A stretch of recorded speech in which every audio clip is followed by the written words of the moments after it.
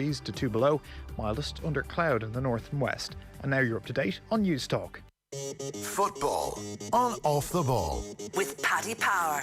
Minimal contact in stadiums shouldn't stop the usual suspects from going down. Gamble responsibly. Gamblingcare.ie. And you're welcome back to Off the Ball Saturday here on News Talk. John Duggan with you through until 5 o'clock, joined by the former Republic of Ireland captain David Meyler, the Irish Independent football correspondent Dan McDonnell, and the broadcaster and journalist Johnny Ward to talk about the beautiful game. Football and Off the Ball, thanks to Paddy Power. For information on responsible gambling, visit gamblingcare.ie. Text us as always 53106. Get involved, folks. You can tweet us at Off the Ball. We're streaming the conversation as well as listening on News Talk. You can watch us on the Off the Ball social channels for Periscope on Twitter, at Off the Ball, on YouTube, on Facebook, and on the OTB Sports app. If you haven't downloaded that already, please do by searching OTB Sports in your app store. Good afternoon, lads. Hope you're well. Hope it's all good. And Burnley Arsenal to kick off the early game in the Premier League, David. 1-1 draw, Arsenal cruising, Aubameyang scores, then Xhaka makes an absolute howler, gifting an equaliser to Chris Wood. It's as Arsenal as it gets, isn't it, really, at the moment? Yeah, I think it sums up Arsenal's season, really. Start well, and then they just kind of, after the mistake from Xhaka, of course, look, when Arteta wants them to play out from the back, you're always going to put yourself on the risk of, turning over possession in key areas, and that proved the case. Burnley, as much as you want to talk about Arsenal's, poor performance, you've got to give credit to Burnley. I think they pressed them really well and they created some very good chances, and they fully deserved a draw. But Arteta wants them to play out and get caught, and obviously Chris Wood gets lucky, comes off him, but they just never reacted, Arsenal, from it. Okay, look, you can make the argument the last 10 minutes they really did push for it and throw everything at it, but I think Burnley were probably a better team second half. Yeah, it should be a handball on Peters. Not the one that hits his shoulder, the other one where Pepe kind of pops the ball up. I think that's a penalty. But we've seen in the recent few weeks there, they've been given, and then this week it's not. It's just, I kind of nearly get frustrated talking about stuff like that because it's so inconsistent. That one's a penalty, one's not. I think it was a penalty, and they need to really address it. There's a stat doing the wires, David, since the start of the 2016-17 season. No player in the Premier League has made more outfield errors than Granit Xhaka, 8 of them.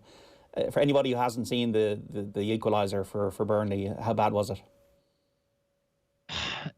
Basically, Arsenal are playing back. Kieran Tierney plays it back to the goalkeepers on the 6-yard box.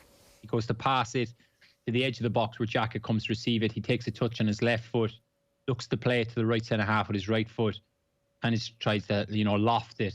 It basically comes off. It hits Chris Wood, and obviously Leno's just moved to make an angle for him. It goes straight into an empty net.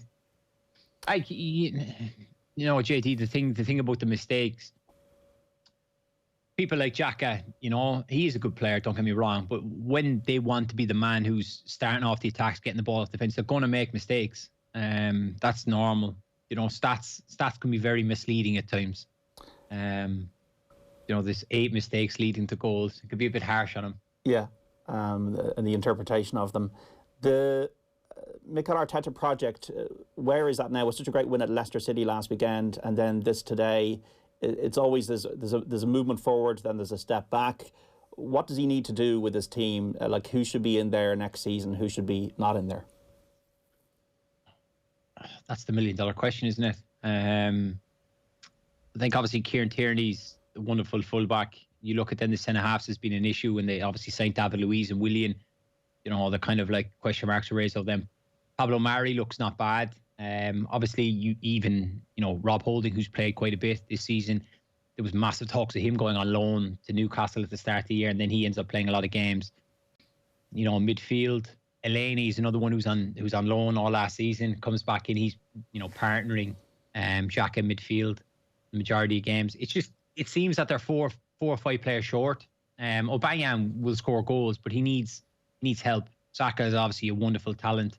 I like Emile Smith-Rowe is another good one, but it just seems that they're kind of lacking a spine through the middle of them. That if you look back at the great Arsenal teams, even the top teams in the Premier League, they've always had a great spine, and Arsenal just don't have one. This team now seems very nice to play against. They don't seem like they're ruthless or have that edge in them. I think that's Arteta's biggest problem that he needs to address this summer.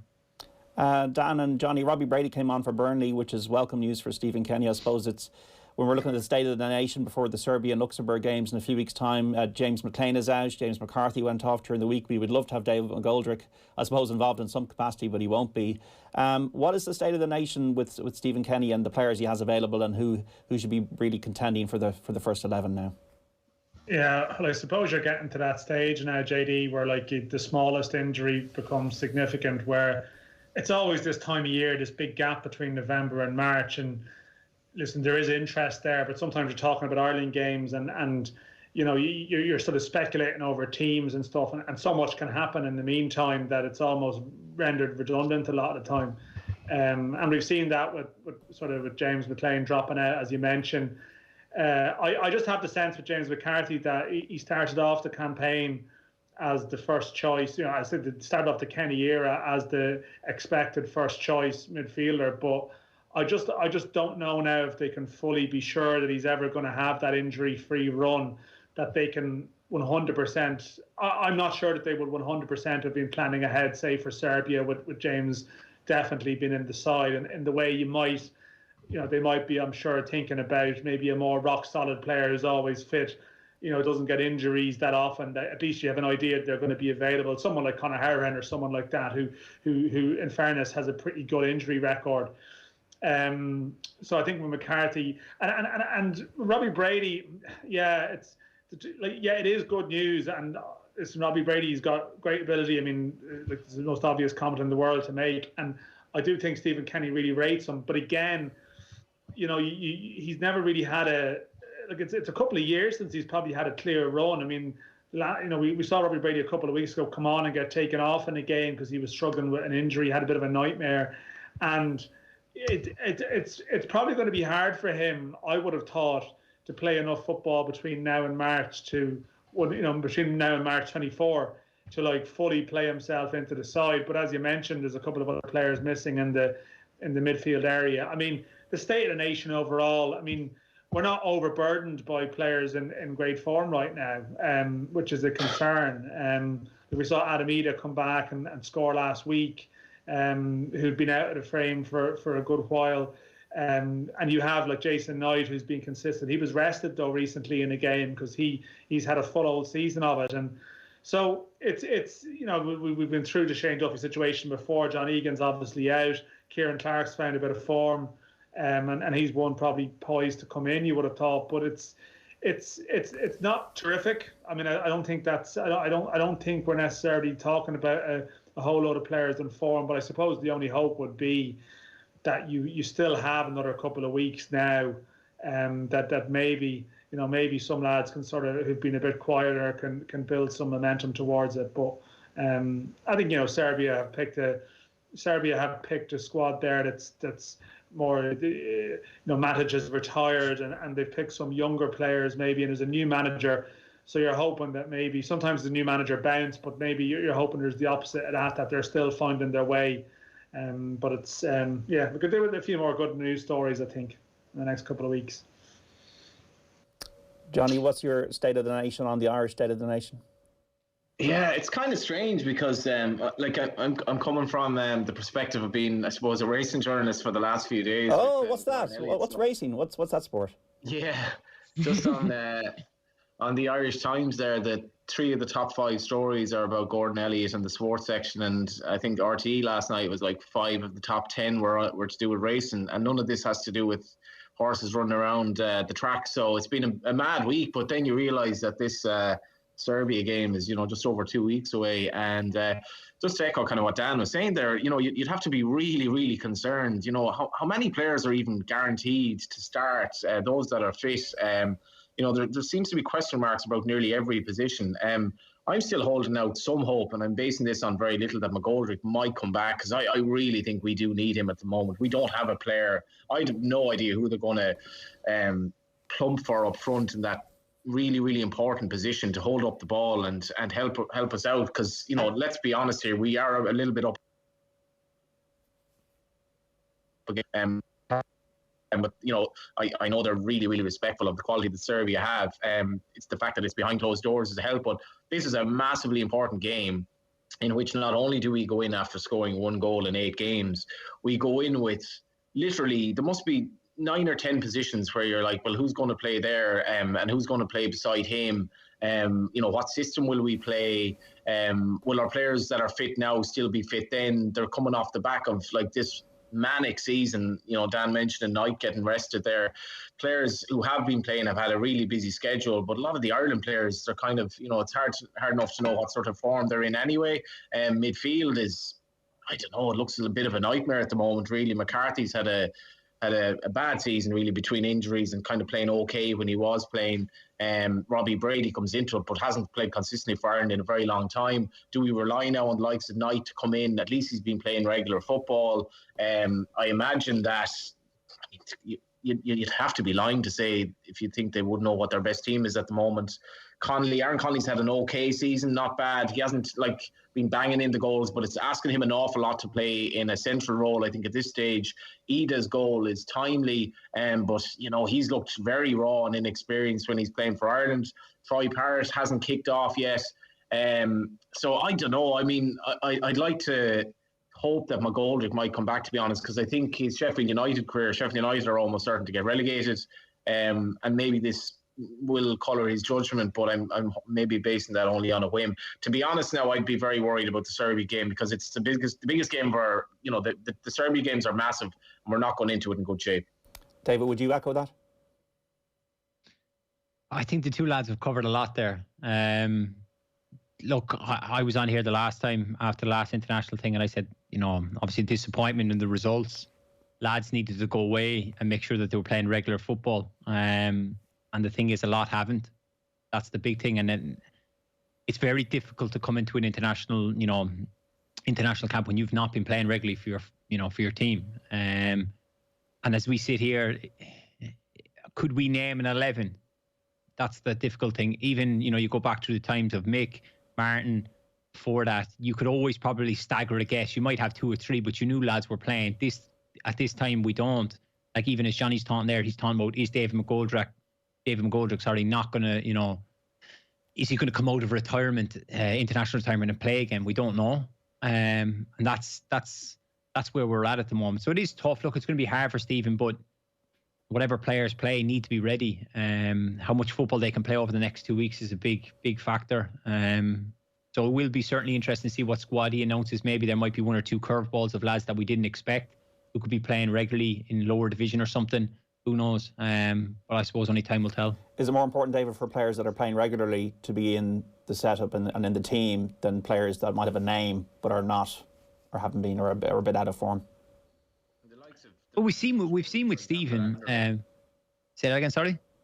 The likes of Josh Cullen at Anderlecht now, he'd be a player that, like, as you say, David, like, if you ask people to vote in and to text in their starting 11, it's possible that 200 people could text in and none of them get the right team. It's that hard to call. And I don't know, what would you do, Dave, in terms of the forward areas and midfield look a nightmare at the moment, not to mention centre back?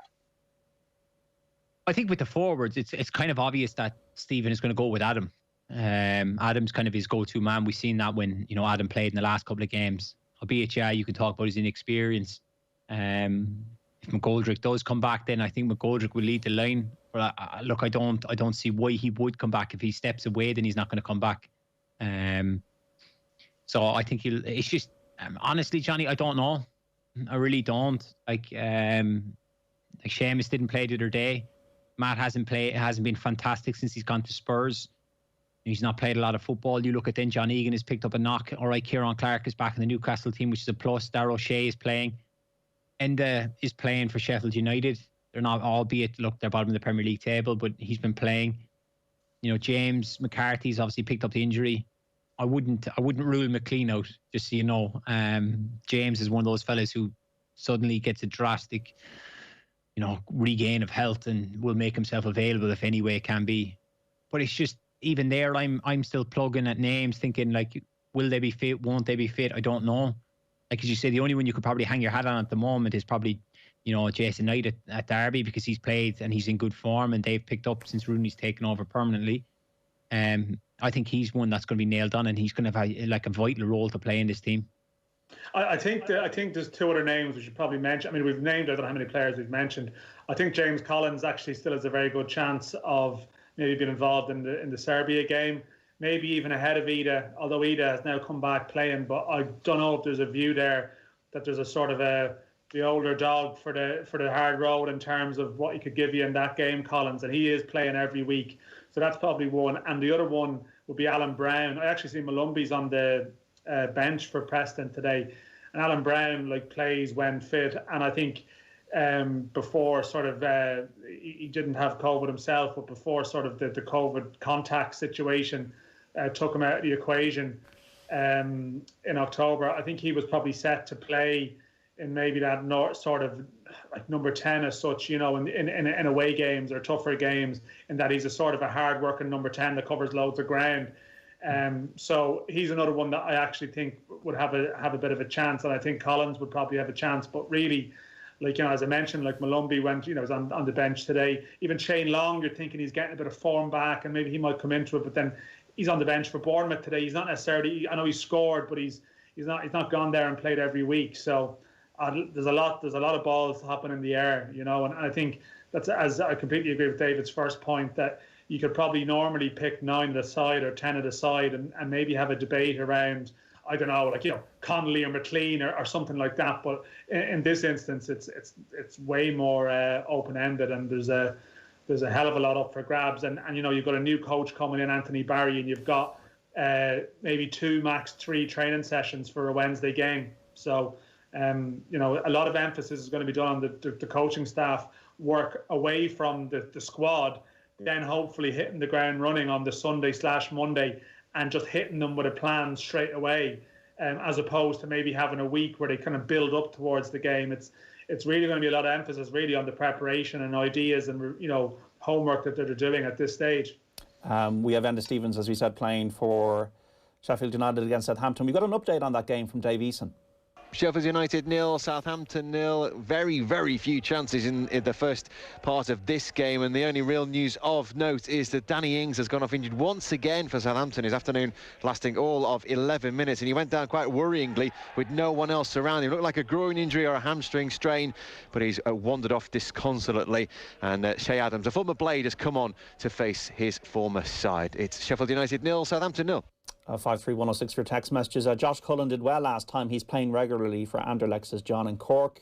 On foot of Jurgen Klopp's comment about not releasing players for the international break because of the COVID risk, do we really think other managers won't follow suit? Most likely Ireland will be fielding a totally makeshift team for these upcoming games, says Paul. And afternoon, lads, realistically, what should our expectations be for the trip to Serbia? I think an away draw and a goal would be a great result considering the dodgy start under Kenny. I'd love to see us go out and playing to win, but have to accept an element of pragmatism with so much on the line for us in the first game of the campaign, says Declan in Ratoath in Meath.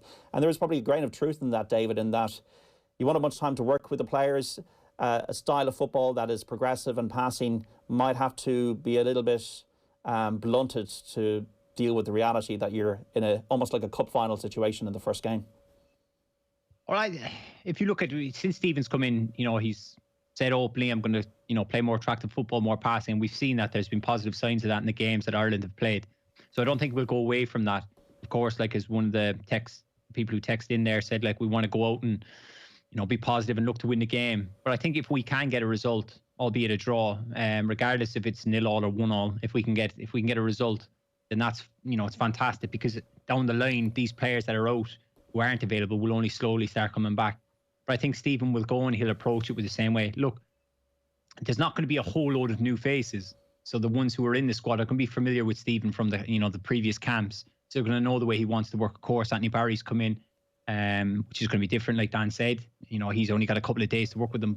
But the foundations have been done by Stephen. I believe he's a very hands-on manager. He does a lot himself. So I think in that sense, we're going to see probably the same style that we've seen in previous games.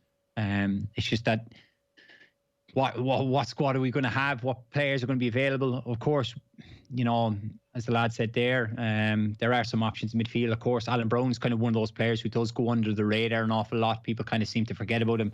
Maybe it's because he's playing with Preston.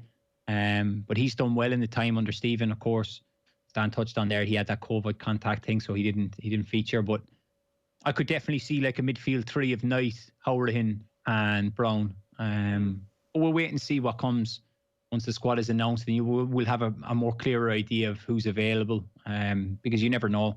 And of course, I'd like to also mention James Collins is someone, again, who you kind of forget about, but he's certainly one I think you know could lead the line, in the sense of he is the old style, you know, the big forward man who can hold the ball up. And, you know, it could be one of those nights, you know, away at Serbia, which will be horrible to play in. Could be just get it direct, play in and around him, play off him. If you can get Howard in and Brown running on from midfield, stuff like that. If you could have Connolly available, you know, Callum Robinson or someone with pace coming in behind, it could be an option for them. Yeah, I think we could see something like that. I think the way it was described there by David, I think that's possible. And it's possible then, like, you know, there's the Luxembourg game a couple of days later, and you might see something different, you know, as much as you can't be remotely complacent about it at all. I mean, particularly if Stephen hasn't had a win or a goal at that stage. But I think you might see a different sort of outlook. You might even see someone, depending if he's fit, you might even see Kelleher tried in the second or third games of that window, and just you know, with a view to the future. But I think that first game, I really do think Collins has a fair old chance of being involved, just for some of those reasons that he mentioned. And even, you know, he can sort of try and hold the ball up a bit, and then the runners from midfield. I think previously, you know, I had discussions with people a while back, you know, Knight is so box to box.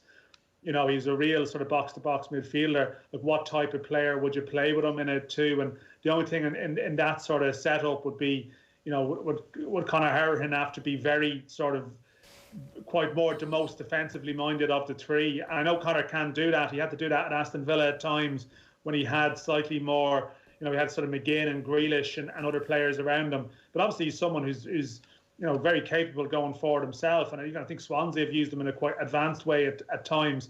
So my only question would be who would have to take on the role that McCarthy would normally play. But I mean, these are the questions that they're going to have to toss over. I suppose the other thing as well is, would they be tempted to play Coleman and Doherty in the same side and actually play one of them on the right side, which I don't think Stephen had any mind to do that initially, but I wouldn't be surprised if the view on that maybe might have changed, and that's something that we might also see.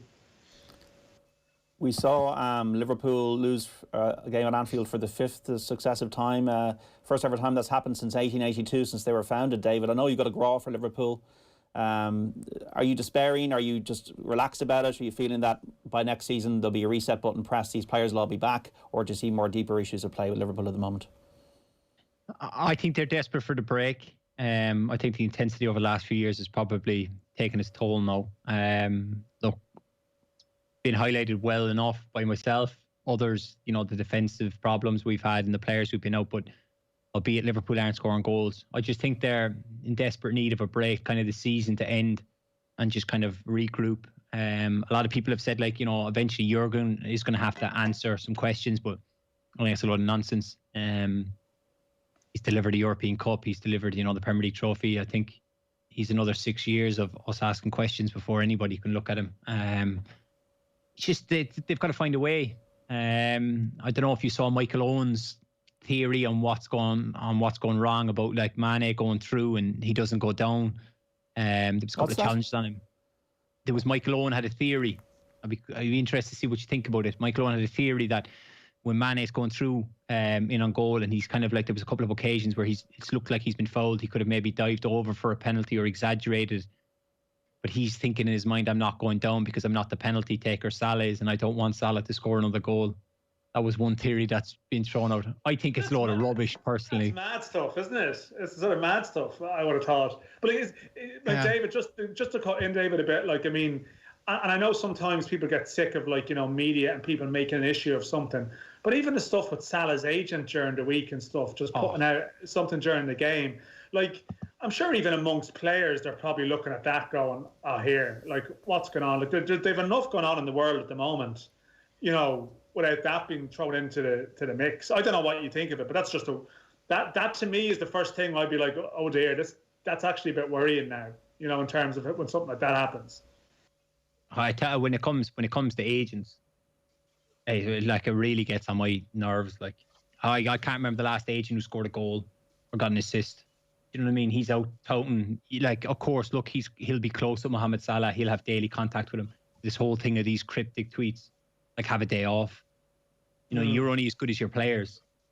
You know, if like what happens, just for argument's sake, I'm just going to throw out a wild theory here, but if Salah decides to retire that agent and has to move on to his next player, you know what I mean? It's not like that. It's just like stay in your lane and know your role. Don't be like, you know, pushing the thing. Like even Mino Raiola at times, he comes out and he touts and that, and it really fries my head because he's not the one who's going out, you know, putting their bodies on the line, producing these performances. You know, agents need to stay in their lane. Would they do it though without the imprimatur or the permission of the player, or is there a degree of solo run with the agents as well?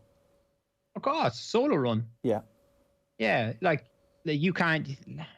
I'm responsible for my actions and my what I say here or whether I say it on Twitter. I'm responsible for that. You know, the agents will kind of. I can't see them coming together like in Salah going, "Oh, put something out there," you know, just to wind people up or, you know, let's see what response we get. I can't see that at all. In my time, I've seen different players' agents put stuff out or whatever, and you're kind of like, do you know about this? And they've been fuming about it. So I can't. If Salah has a problem, I'd expect him to address it himself, not go through your agent. Like, of course, look, Raiola is the prime example of someone who's constantly touting out. Every other week you hear him on a different radio station or TV station talking about this, that, and the other. But I think he loves that part of it. He loves to be the kind of famous agent in the big powerhouse. He wouldn't get on the show, though. I'm sorry. Oh, I'd love to have him on. I'd rip into him. Do you know what I mean? But like you look at the biggest agent in the world is probably George Mendes. That's the one who is Cristiano and all the big boys. You never see anything from him, do you? You never hear him talking. You never see him doing an interview, or that just shows you the level of it. Like Mino Raiola and those boys want to be famous. They want to be recognised by everyone.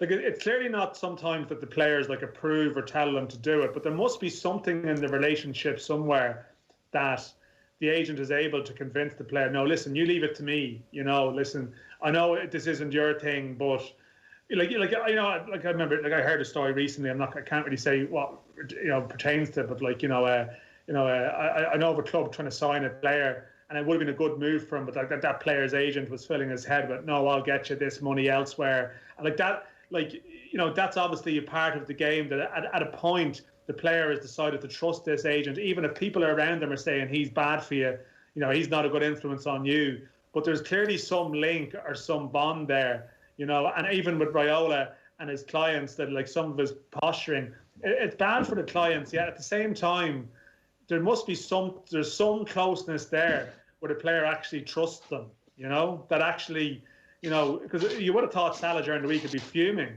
with his agent. He'd be trying to get away from him. But clearly not. There's clearly still a tightness between them. God, there definitely would be. There definitely would be a closeness that, not only is your agents usually like you become friends over time.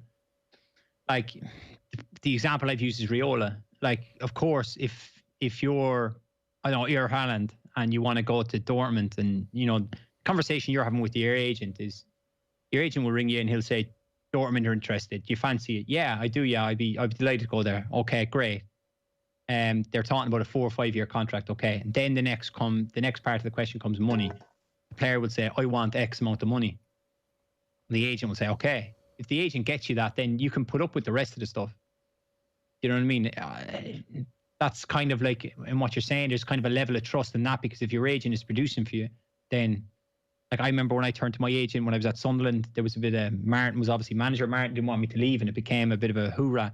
But at that point in my career, I wanted to leave to go to Hull. And I said to my agent, make it happen. And I remember there was a standoff for over 1,000 extra a week. My agent was like finding different ways, and he made it happen for me. But like, it's not, some have, there's all different relationships. Some are really close. Some are, will speak every now and then. Or some don't speak at all. It's only when kind of something comes of interest. Then, it's there's all different relationships, really. It's interesting that, like, in that event, though, you almost try and not wash your hands of it, but say, listen, you make it happen. But obviously, you still have to go to work every day and interact with the manager or interact with people. So you want to, like, that's their job, to almost keep you out of it. But obviously, once Salah or his agent does something public like that in such a public way, it naturally leads on to people. People will project that onto Salah now, whether it's fair or not. people will assume that he's a problem now because of this, and that's the problem that you have. No, definitely. We got a text in here in 5316. Why doesn't Josh Cullen get more of a mention? Is Anderlecht not an equal, if not a higher level than the English Championship? Then most of our midfield options will come from. Just on Liverpool again, David, Jurgen Klopp, I admire him for saying this. We said it earlier years back, if a player does not want to come to us because we don't play Champions League next season, then I don't want him. And if a player wants to leave because we don't play Champions League, then I don't want him. Klopp might be right, but is there any kind of worry that someone like Salah could leave if they don't have Champions League football? Of course. There's always been those famous things. That's why Coutinho left Liverpool, wasn't it? He wanted to win the Champions League. That's why he said he wanted to leave. Of course, look, players could turn around and say, we want Champions League football, because for a footballer at club level, it's the pinnacle, isn't it? It's the highest level you can play. It's playing week in, week out in the Champions League. It's where all the big boys play, and you get to play against all, the great players and the great teams across Europe. It's the competition everybody wants to win. But I think what Liverpool have built over the last few seasons, I couldn't imagine any one of those players saying, I don't want to be here because we're not in the Champions League football. If Liverpool don't finish in the top four, then it's down to the players. It's not down really to the manager, because these are the same group of players that have won Champions League. They've won the Premier League. Look, I know Thiago has been brought in, at the back, but like the rest of them, the group, the forward line, the other midfielders, the fullbacks, the goalkeeper, they've all won. So if they don't get there, then it's down to the squad, and they need to be held accountable for it. We've got to take a break, and James Ward-Prowse has just scored for Southampton from the penalty spot. Sheffield United 0, Southampton 1 in the Premier League, and we've got championship scores to give you after the break. With David Meyler, Dan McDonnell and Johnny Ward, stay with us. Football on Off the Ball. With Paddy Power. Champions League nights on Off the Ball. Bigger than Zlatan's ego. Gamble responsibly. Gamblingcare.ie. Every day, women are still facing barriers to employment. So to mark International Women's Day on March 8th, News Talk and Dress for Success Dublin want to make a difference. We want to help more than 500 women by supporting them with workshops, mentoring and other supports to get them on track for their next move. And we want you to be part of it. Register for the live International Women's Day event on Monday, March 8th and hear from some inspiring voices. Then, donate your commute to help women on their journey to economic independence at dressforsuccessdublin.org. News Talk and Dress for Success Dublin, supporting International Women's Day. Make the most of every driving moment.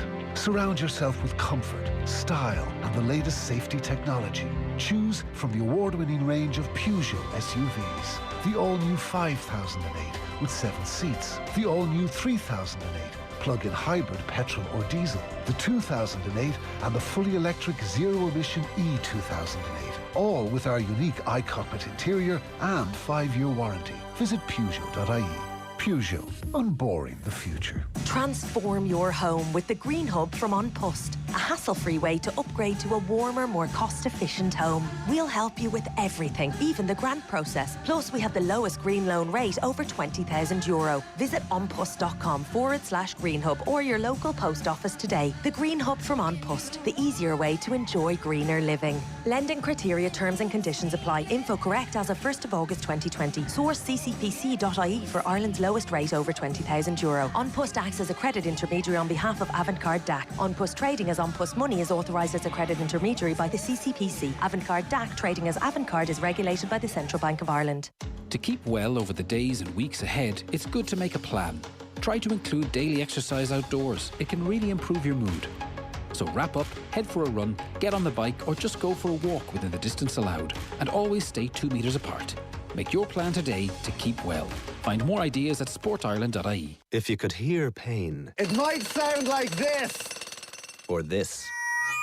And it can make you feel like this. You can't hear pain, but you can hear the sound of pain relief. Panadol Extra is up to 30% more powerful than standard paracetamol, so it can treat tough pain, which means you can get back to being you. Panadol. When pain is gone, life takes its place. Panadol Extra 500mg, 65mg soluble effervescent tablets. Contains paracetamol. Always read the label. This Mother's Day, put a smile on her face with the perfect gift from Dunnes Stores. Choose from a range of fresh flowers in store from March 11th. From our Sweet Love Posy jar for just €8 to our Naturally Perfect hat box for €35. Or how about something bubbly with an incredible 25% off champagne and sparkling wine. Plus, with our 10 off 50 grocery voucher, you save even more. Make your mum's day with Dunnes Stores. Terms, conditions and exclusions apply. Voucher can be used on next grocery shop with €50 or more. Please drink responsibly.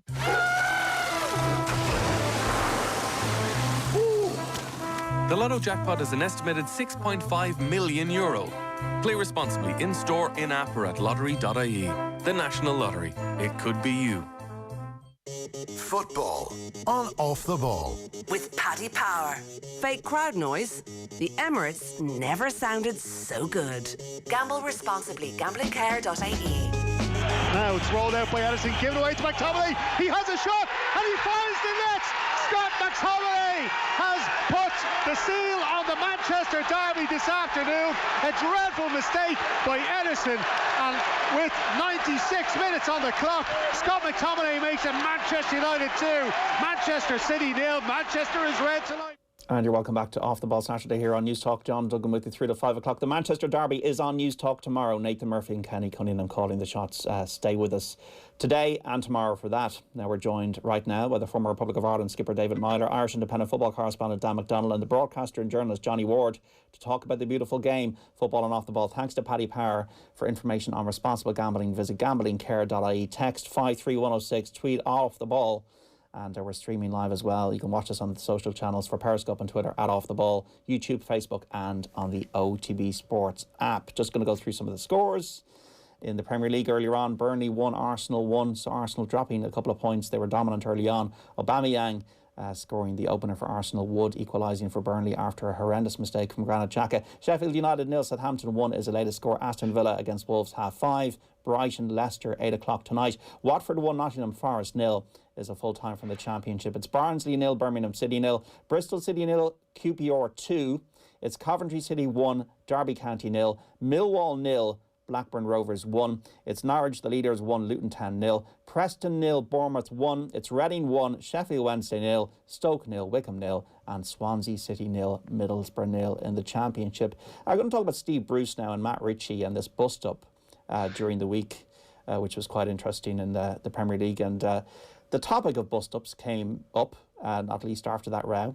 And Damien Delaney joined Nathan Murphy during the week to recount some of his own stories of infighting. I'll tell you one funny one. Actually, there was one player, and me and him didn't get on. To be honest, I won't name him really. To be honest, yeah. And he come in the shower, and he said something, and he said something. So essentially, it ended up being like a pretty big fight in the shower. But it's one of them ones where there was no one around to break it up. So it was kind of going, how long is this going to go on for, you know? And it was like, I don't really want to be doing this. I wish someone would come in now and just break this up. But obviously, two lads in the shower, you know, all greased up, rolling round it. It probably wasn't a pretty sight, to be honest with you. But eventually, we just went, it's pretty silly, isn't it? Yeah, it is. Yeah. So that was the end of it. But kind of hard to have a proper scrap with somebody in the shower. It's slippery. It was really weird. It was so weird. It was one of them weird like things you look back on and go, yeah, it was. It was awkward. It wasn't a real fight. It was just a lot of like, it was, I don't know. It wasn't pretty anyway. Let's just put it that way. That thing that is always said of, these things happen and we move on, we shake hands and it's forgotten about. Like, that's just something footballers say. There have to be plenty of occasions where, yeah, you've got to get on with it and be professional, but the bitterness stays. Absolutely, yeah. I mean, a lot of players do, you know, fall out with each other and you kind of, you kind of shake hands and move on with it. But there's plenty of players that you wouldn't have speaking relationships with. But, you know, the team comes first. And when you're training, it's left there. But you don't necessarily have to sit down and speak with people. You don't have to have your lunch with them. You don't have to, you know, be their gym partner or anything like that. It's a very, very professional environment. Obviously, it goes without saying that it would be better if you didn't have those types of scenarios, because some people can't leave it to one side and some people do drag it out onto the training pitch with them, and it can become a bit of an issue that might need to get sorted out. But all in all, it's not a major thing. Damien Delaney there speaking to Nathan during the week. David Meyler, the €64 million question. Have you had dressing room bust-ups? God, my fair share, yeah. That is, as Damien said there, these things do happen. They happen all the time. I imagine even as this weekend's football, it happens all the time. I don't even know where to start. I've had more arguments, I think, with Paul McShane than I've had with my wife. But it was just, you know, it was two lads who were desperate to win, and winning came first. The team came first. Do you know what I mean? It was just the way it was. I've had one with Hull, another one with Michael Hector, who's at Fulham now. We were 2-0 up in a game, ended up losing 3-2, and he came in touting off, screaming, shouting at everyone. He'd given away a penalty, so I told him, sit down, shut up. Stood up. And then he got, you know, one of them, like, it's kind of like hold me back, where lads are grabbing one another. Someone grabbed him, and then, I don't know what he is, he's 6'5". And then, like, I got 6 studs across the chest, ripped all my chest open. Like, I fully agree with Damien in the sense that, like, some lads can hold on to it, and it does affect the changing room. Other lads, like me and Paul's arguments, never affected our relationship. We're still good friends to this day. Like, I knew why we were arguing. You know, once you kind of stop and look back at it after, I was like, he's desperate to win, I'm desperate to win. We've just clashed about it. That was all it was. Certainly there has been cases of, you know, arguments where it has boiled over. You know, there has been fights. But it's not in any walk of life, you know. You mean you have your arguments and then you kind of move on. It's kind of normal, really. How does the manager deal with that, though? If, like, you know, you have images of, like, Roy Keane kind of would probably have welcomed stuff like that, where the players were very passionate. But, like, do you become then something of, like, the principal in the school trying to lay down law and order, or are you like, well, this kind of shouldn't be happening? Or, you know, do your managers, how do they react when something like that happens, I guess? A lot of variables, Johnny, in the sense of what's it over. Like, the first one me and McShane had was 2013. I just remember it fondly. But we played Barnsley away, and if we'd won, we were promoted automatic. We'd finished second. We'd have been too far ahead of Watford. And we're going to Barnsley, behind the goal. You know, we'd 5,000 Hull fans.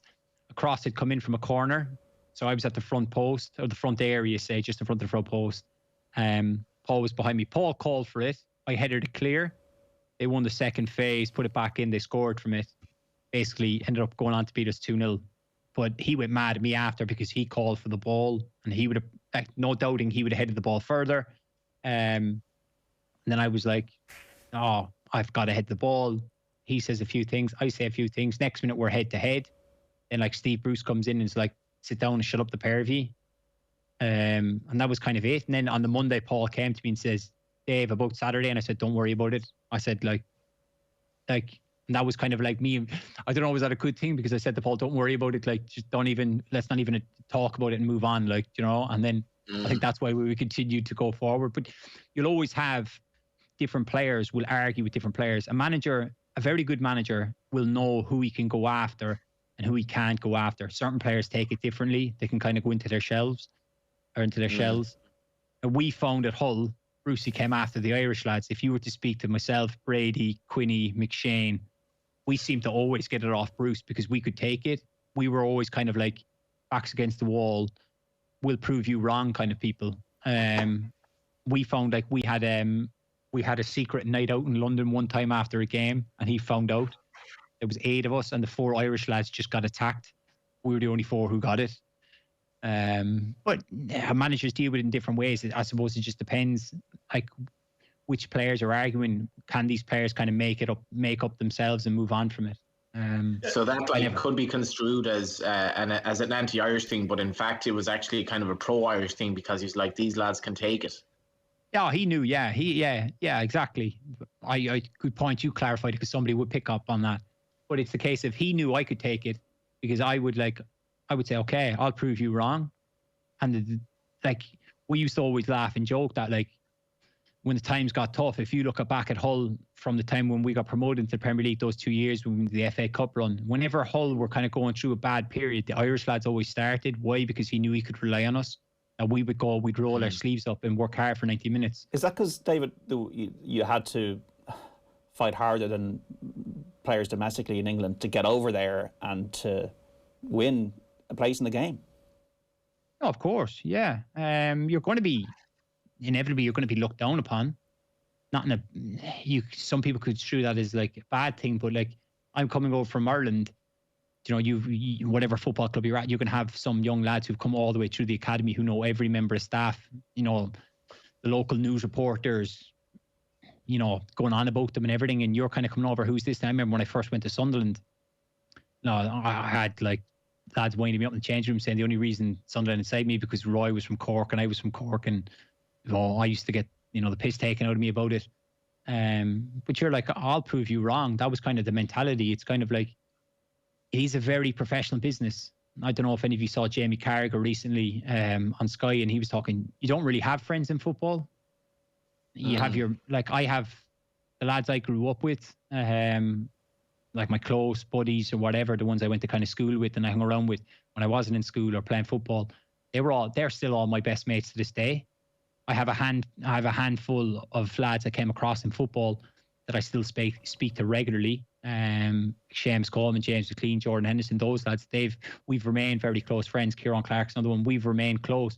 But other lads, I've had lads who've lived in my house for, you know, 6 months to 12 months when they've come on loan to Hull or whatever, and then you just lose contact. You kind of realize, well, we're not we're work colleagues. We're not really friends. Do you know what I mean? We're not close mates. And that's kind of the way it is. And like when these arguments happen, that's the way it goes. It's kind of like, I'm here to do my job and I'm here to win. I'm not really fussed. I'm going home to, you know, my wife, my own mates, you know. Have the best dressing rooms you've been in always had like the ability to express yourself, though? You know, because it's certainly something. Maybe it's like a modern football thing we hear sometimes. Our players are too quiet now; they're too friendly. But like from your experience, like, you know, was that whole dressing room, say, one of the best ones you've been in because you could actually, I don't know, you could have a go at someone and not think you're going to be somehow perceived as, I don't know, that, oh, listen, he's hard work, if you know what I mean, that you can actually speak your mind. No, definitely. Even like, I know you brought up Hull there, even with Ireland, when I first went into the Ireland team, you have Robbie Keane, Shay Given, you know, of those big characters who aren't afraid to speak their minds and let people know you're not pulling your weight. And I find, in my own experience, the best dressing rooms are the ones who can sort the problems out themselves inside the changing room. Once the manager kind of gets involved, it changes. Then, you know, of course, they looks at like discipline, fines or whatever. When people are losing money, it becomes different. They become annoyed and angry about it. But certainly, when you have big characters in change rooms, if they can sort it out themselves, then that's huge. And that is probably, like you said there's been instances of when, you know, the Manchester Derby, which is of course on tomorrow, that there was that photo of Stones and Maguire after and people were going mad. There was another one, was Alison Reesley with another keeper and people were raising. That's just the way the game is nowadays. Fellas are different. The big thing you look at when you weigh up, of course, look, I still live in England, so I hear a lot about this new generational talent of English players compared to the golden generation of your Rooneys, Lampards, Gerrards, etc. All those players hated one another. All they cared about was winning for their club level or for their club team whenever they went away. They didn't speak. Now, you look at this group, they had this success at the World Cup, obviously getting as far as they did. But they all seem to be on the same wavelength. They're all pals. There's no egos. They're all, you know, good friends. Whereas you look at the old generation, the England team of, say, 04, 06 or whatever, all them lads hated one another. The Chelsea, Arsenal, Manchester United, Liverpool players, they were meant to be different tables, wouldn't speak to one another and whatever. So there's upside and downside to both things, really. We've got to take a break. Just before we do, David, are Newcastle in big trouble? They seem to be sinking. They have a lot of injuries with Saint-Maximin, Wilson and now Almiron all out from Fulham.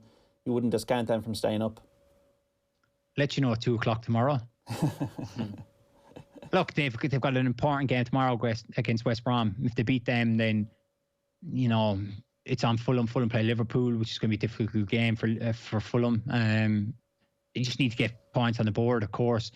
I watched the Wolves game. You look at Alan Saint-Maximin, he's the difference maker for them. He's the one who, you know, I know we can't go to stadiums to watch games, but he's the one you pay to go and see, someone to get you off your chair. And he's a big loss for Newcastle.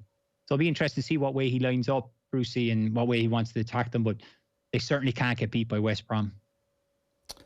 Great show. Meyler is the man, says one of our texters, 53106. I think we get those texts every weekend from different people, obviously. We're in series triple internationally. Not sure Stephen's style suits international football with the players we have. We got player up and down the league sitting on the bench week in, week out. No special player that can create that spark and lead a squad or grab a game by the scruff of the neck and win a game. The gap to the better nations is widening. All we can do is hope one of the young lads can hit the heights in the future. 53106, get your text messages in. Would it be a good thing for Ireland to have a World Cup here in 2030 with England, Wales, Scotland and Northern Ireland, and also Manchester United and City fans? How do you see tomorrow's derby game going? Do you have any questions for David Meyler, Dan McDonnell and Johnny Ward on the derby? Just go through some scores here at the moment.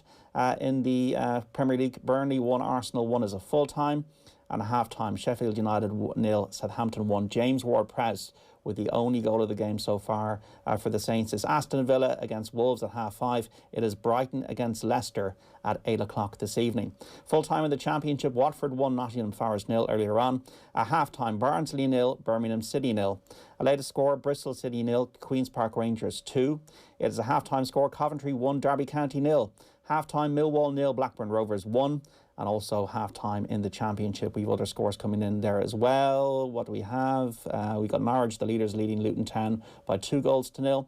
It is Preston 0, Bournemouth 1, Reading 1, Sheffield Wednesday 0, Stoke City 0, Wycombe Wanderers 0, and Swansea City 1, Middlesbrough 0. So these are the scores in the Premier League and the Championship. And just don't forget, next week's Paddy Power Half Hour, we've launched a brand new segment which is aimed at allowing you to reclaim a losing bet. It's called Near Miss. It does exactly what it says in the tin. If you got a single bet or an accumulator that has fallen down because of a dodgy VAR decision, someone's armpit was offside or a player's taken a dive, then just before you fling your phone at the wall, take a screen grab of your losing bet. Be sure to include your BetSleep ID and then just send it in to us, either using the PP Near Miss hashtag on Twitter, hit us with a DM on Instagram, or send your snap to us on WhatsApp on 087 9180 180. That is 087 9180 180. We will do the rest. We'll announce the selected winners every Friday at the end of the Paddy Power Half Hour. You can see all the T's and C's on otbsports.com, or stay tuned to OTB's social channels for more. Back with David Meyler, Dan McDonnell and Johnny Ward on the great game of football after the news. Football on Off the Ball. With Paddy Power. Champions League nights on Off the Ball. Bigger than Zlatan's ego. Gamble responsibly. Gamblingcare.ie. News Talk and Dress for Success Dublin want to make a difference this International Women's Day, and you can be part of it. Register for the live event this Monday, March 8th, and hear from some inspiring voices at dressforsuccessdublin.org. On this week's Down to Earth, the show that looks at our natural environment and how we address the limits of our planet's resources. With only half of Ireland's rivers and lakes in good health, we explore our world of water.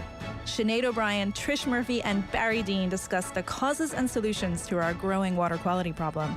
Charity Water's Brian Hoyer takes us around the world in the fight for clean water. And the winky weatherman Gerald Fleming is my guest this week for My Green Life, where he'll explain how his career brought him to the front lines of the climate crisis. Down to Earth with Amundi. Subscribe now to the podcast and tune in this Saturday from 8 p.m. On News Talk.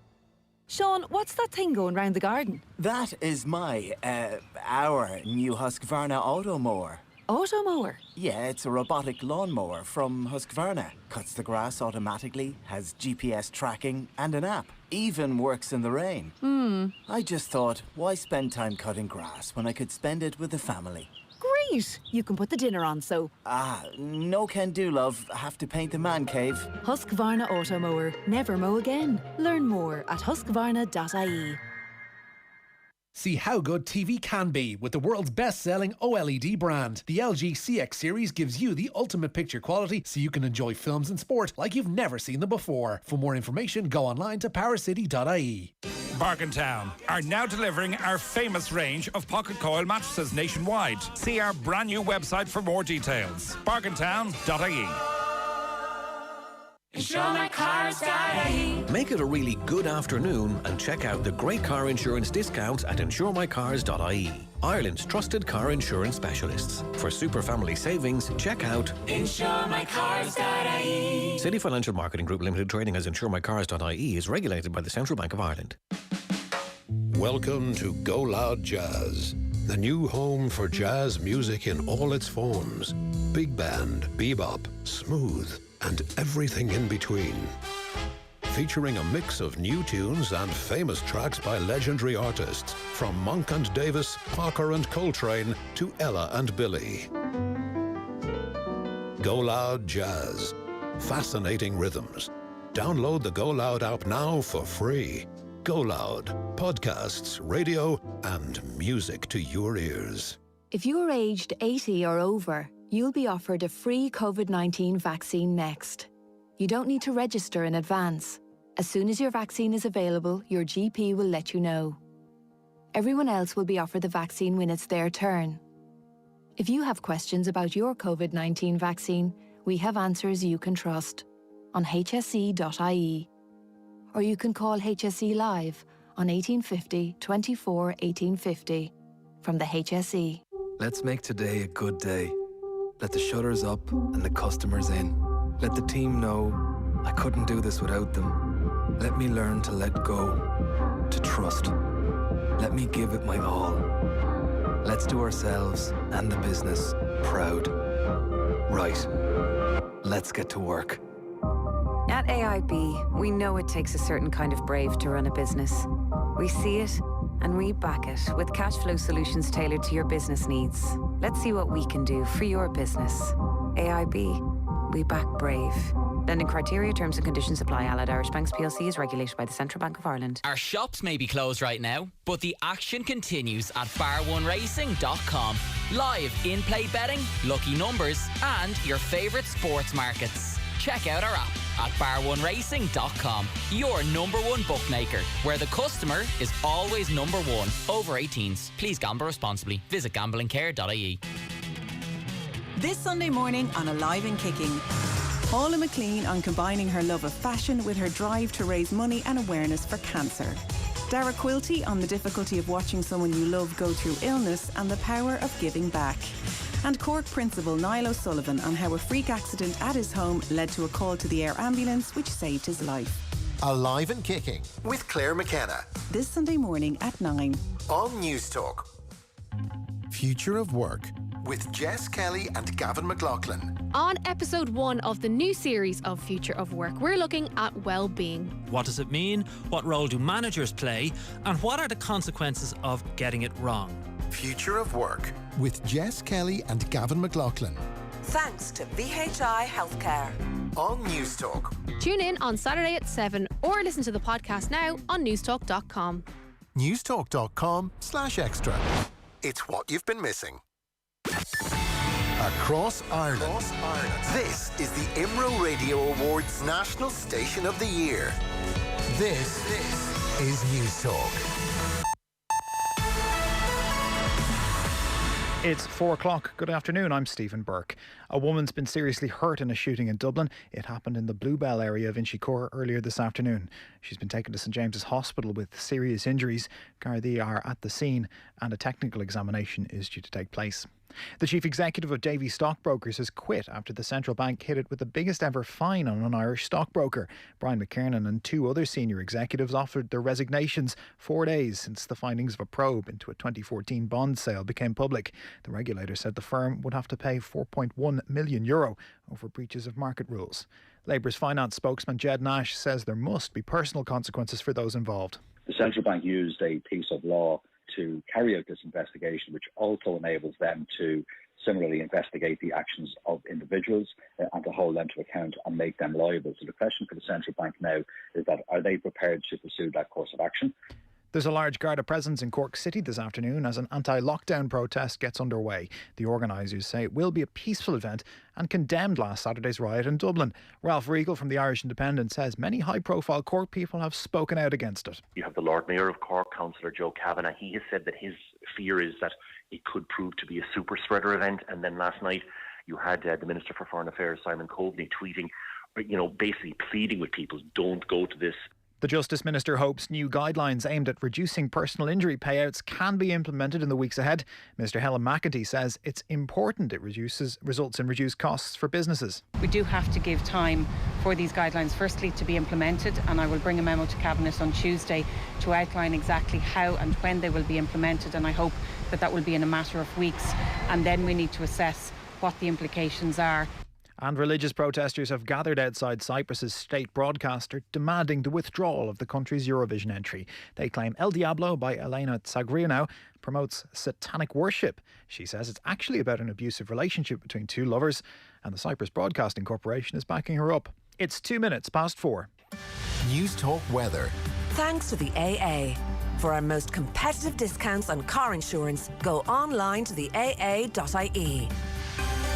Staying bright and cool this afternoon. Dry and cold tonight with clear spells in the east and south with a risk of frost there. Overnight lows of 3 degrees to 2 below. Mildest under cloud in the north and west. And now you're up to date on News Talk. Football on Off the Ball. With Paddy Power.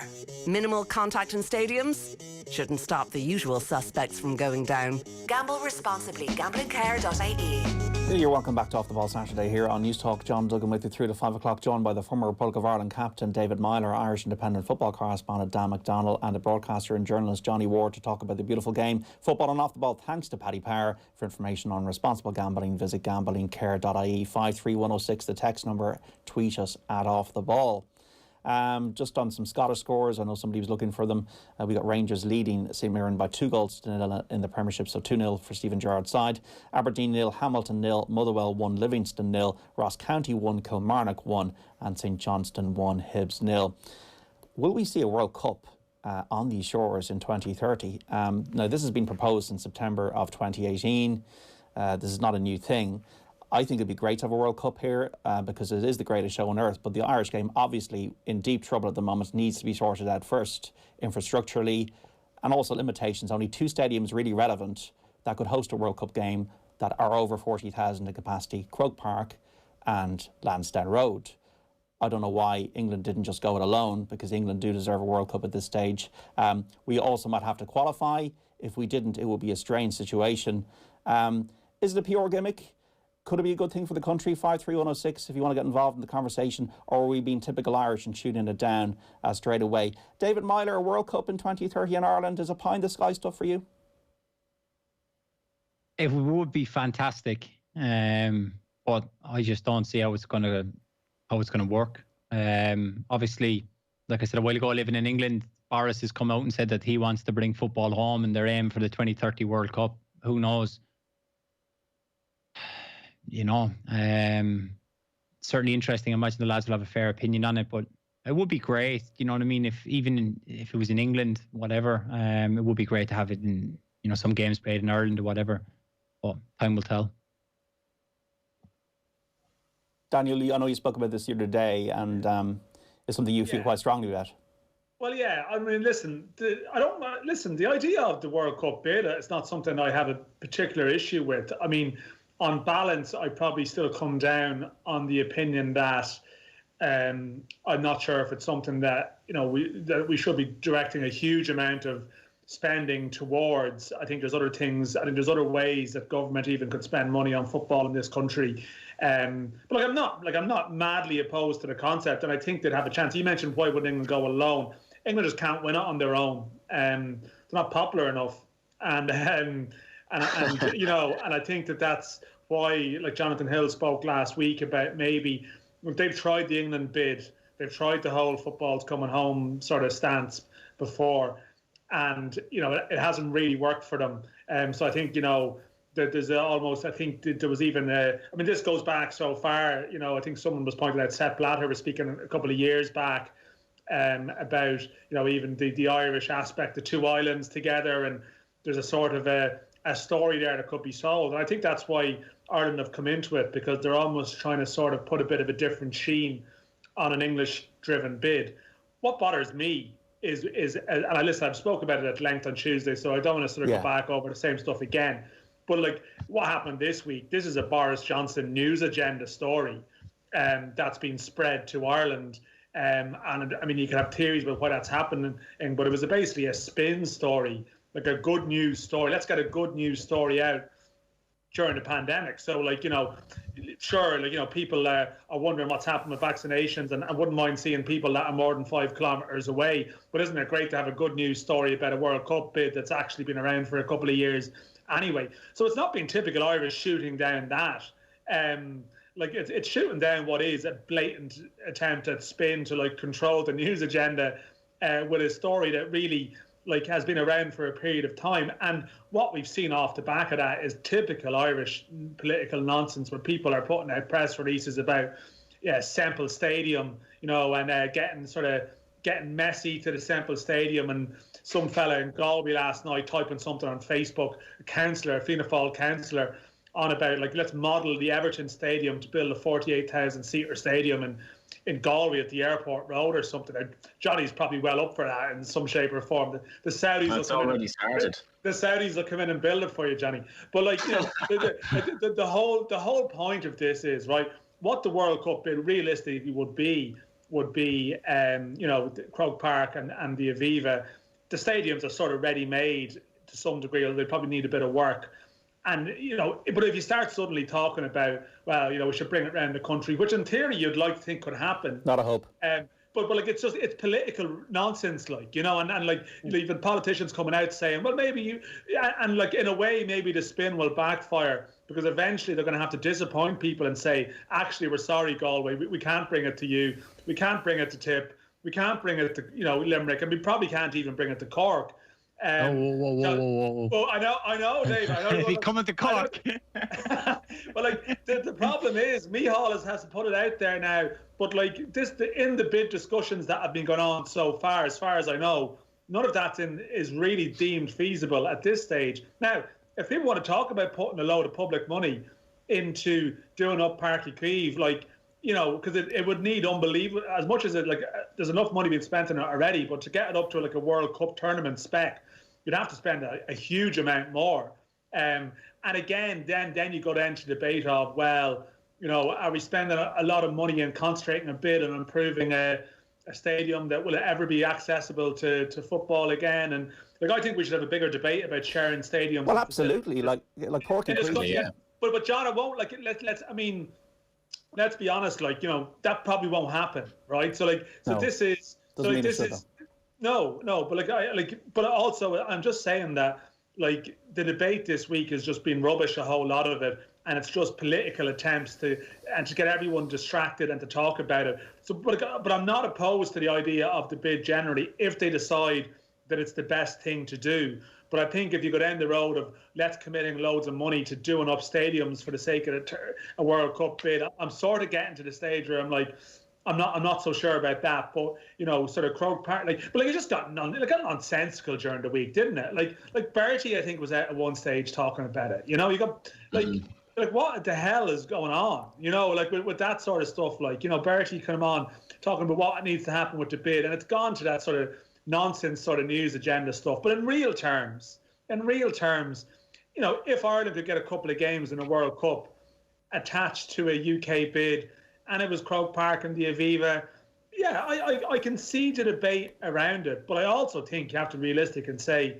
they have a real battle to even get there, because within UEFA, and I've made this point again, like, you know, you have to play the game politically to get these tournaments. And, you know, a British-led bid, you know, with their own stance on various, you know, political developments in recent times, they're going to face a challenge to get it over the line, even being the home of football. But we just can't have a situation here where, you know, a Boris Johnson publicity drive focuses our sort of and directs our news agenda for the week, and then you have every councillor in the country coming out talking about bring the World Cup to my part of the country, when that's never actually going to happen. So that's what's rubbish. The idea of a bid, you can have a debate around it. I think they'll be up against it, but they might decide to go through with it. I mean, but it would be like, you have to be conscious. Ireland wouldn't probably qualify automatically. You're talking about 16 stadiums for 2026. If you want to get drill down into the detail, like, there's 16 stadiums being used for the 2026 World Cup as it stands. They haven't confirmed what they are yet, but the expectation, it would be 10 in the States, who would be the central partner, which England would be, and then, you know, 3 in Canada, 3 in Mexico. Now, obviously, in this case, you have Wales, Scotland, Northern Ireland, and the Republic. And Northern Ireland, I'm not sure if they're going to have a suitable stadium at all, which is going to be a problem. Sorry, Johnny, I'll let Johnny aside. And then Scotland, obviously, you're probably going to have Glasgow, Edinburgh. Like, you can see suddenly how you end up with only 2 stadiums in the Republic, possibly. And then, so with the idea of it going around the country, with all due respect to Cork and Limerick, and that is probably a real outside bet. And I think to spend a lot of money on that, to commit to spending a lot of money on that is more difficult, I would have thought. But sorry, Johnny. Yeah, no, it was the Fianna Fáil councillor Alan Cheevers and Merlin Sports who called on Galway City. And this is true. This is true. This is true, is it? This is true. Yeah. This is true. This is true, John.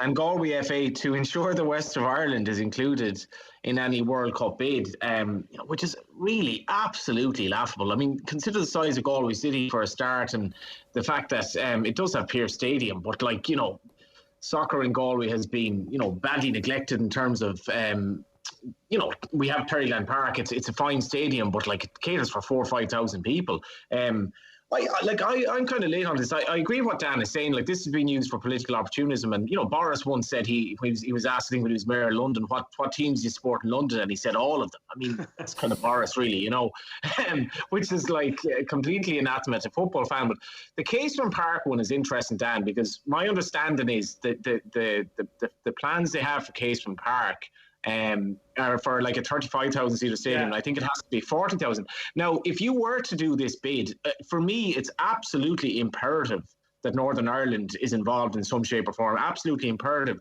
Now, this would be the really good feel-good story here. Caseman Park's neglect is a tragedy, really, for GA and Ulster. And, the fact that they have this beautiful stadium, in theory, if they ever build it in Belfast, could be great for the game. And there have bantrim strides made in the GA in Belfast in terms of the East Belfast GAA team taking shape recently, and lots of good things happening there. But, Antrim has been a bit of a backwater for the GAA. But the Caseman Park problems, and this will be very, very symbolic. If we could have a stadium, because Windsor Park, I love Windsor Park as a stadium, but obviously it's not big enough, so that's not part of the ticket. But if you brought in the two stadiums in the south, and you brought in Caseman Park, so the GAA would effectively be revising its own ideas and plans for the stadium, would possibly, and I'm speculating here, would possibly get a bit more government support to build a stadium such that it would be Northern Ireland Stadium for a World Cup bid. And there would be a real British Isles feel to this bid, but the Northern Ireland Stadium would actually be, to all intents and purposes, the traditional heartland of Gaelic games in Belfast. And I think there's an awful lot of positivity when you think about the possibilities of that.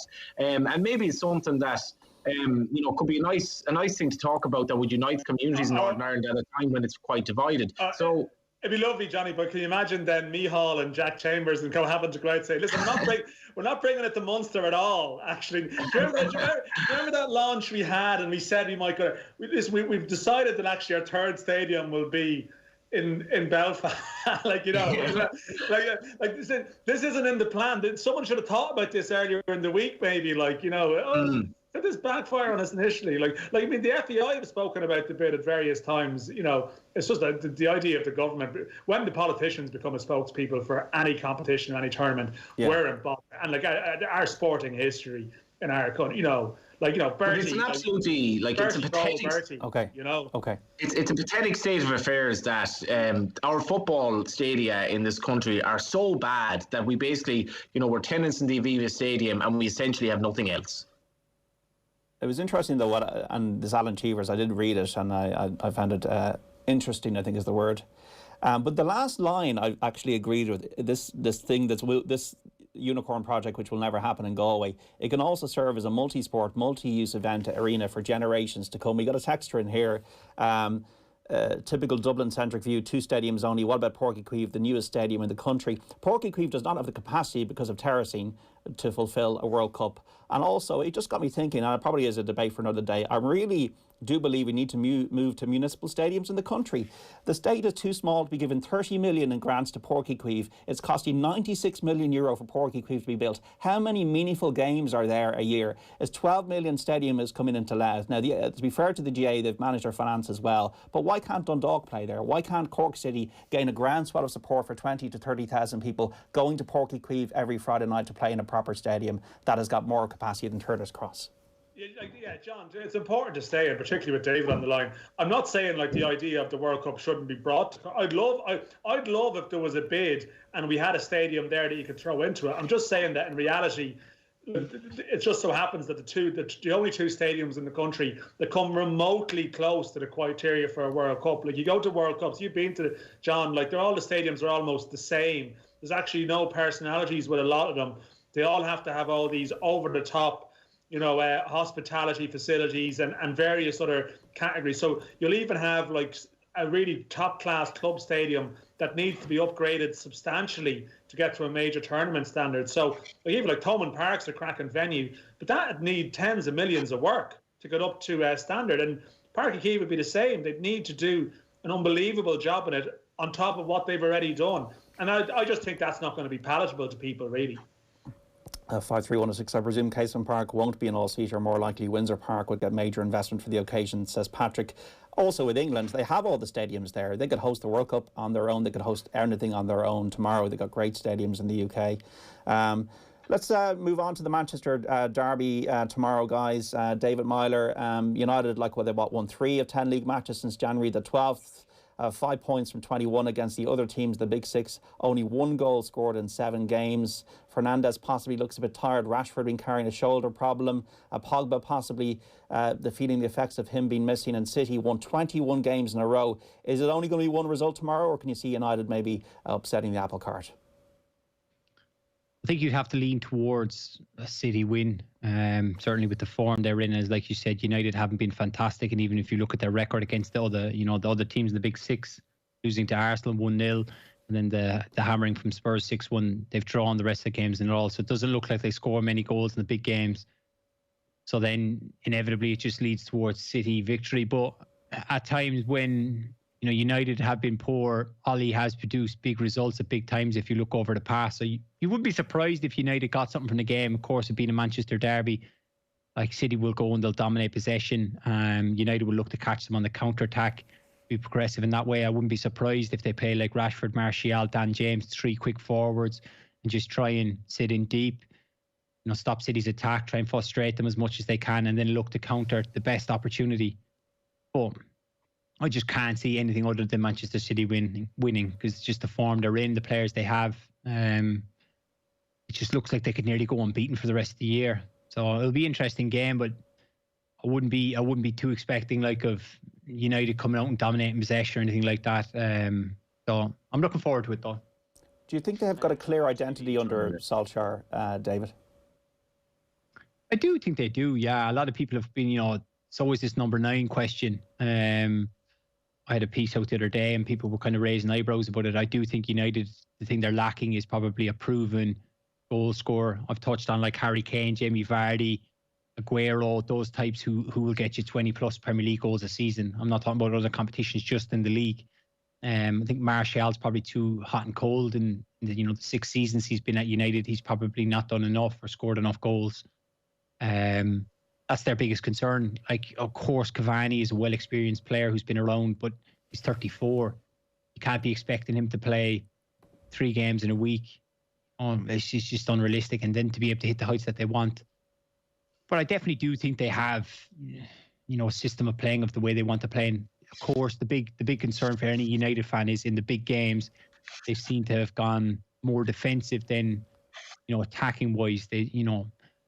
There's 2 ways you can kind of look at it. They've kept clean sheets against the other top 6 teams, but they've not scored. So I think he'll be looking at that. Can we keep another clean sheet and this time look to create chances? It's just they seem to come a bit unstuck against those sides and don't really look like scoring. Johnny, do you want to come in there? Yeah, I had to laugh. Like I was saying to, if you're a Sky subscriber, you get the Sky email, and it was bigging up this game, and it said it's the biggest Manchester derby in recent years. I was like, what? I mean, this isn't far off a dead rubber. Man United are going for the top 4, which isn't anything to, like, it shouldn't be the be-all and end-all that we talk about finishing in the top 4. Manchester City are absolutely walking to the Premier League title. So, like, this is not a big game, and it won't have the feeling of a particularly big game. And Manchester City will approach it in the sense that they can probably go through the motions and probably win the game. They're playing that well.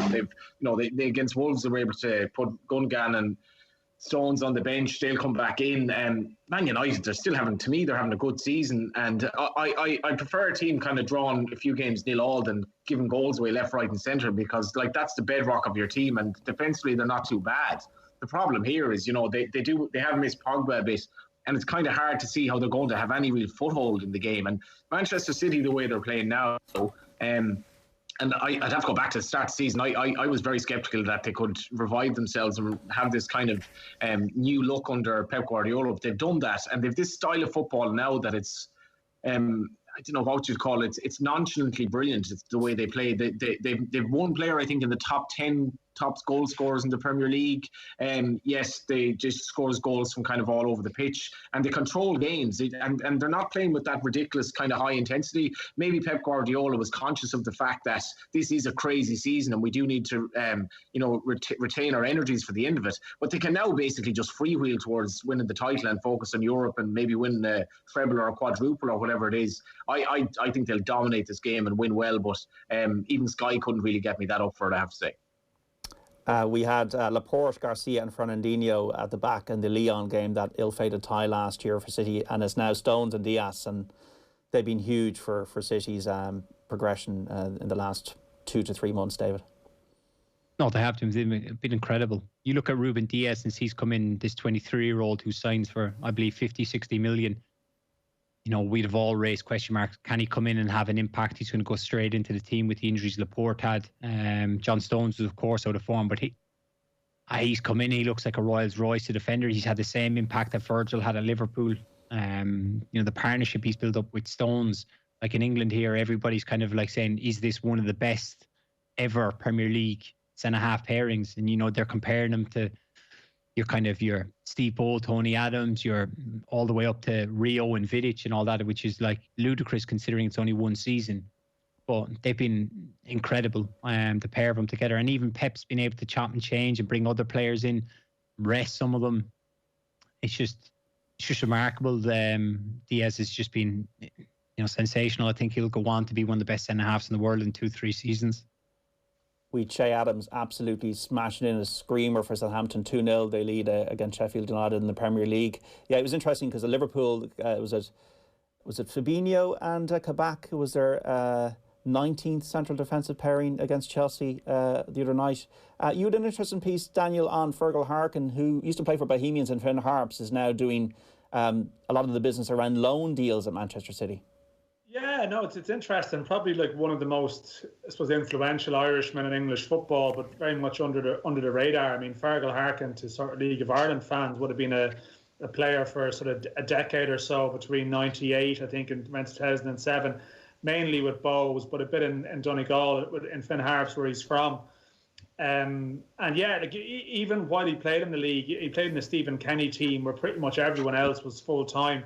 But he wouldn't 100% commit because he had a job with Nike, which he sort of kept going on the side as a sort of a rep. I think at one stage he was even sort of dealing, sorting out boots and sort of gear and stuff for players.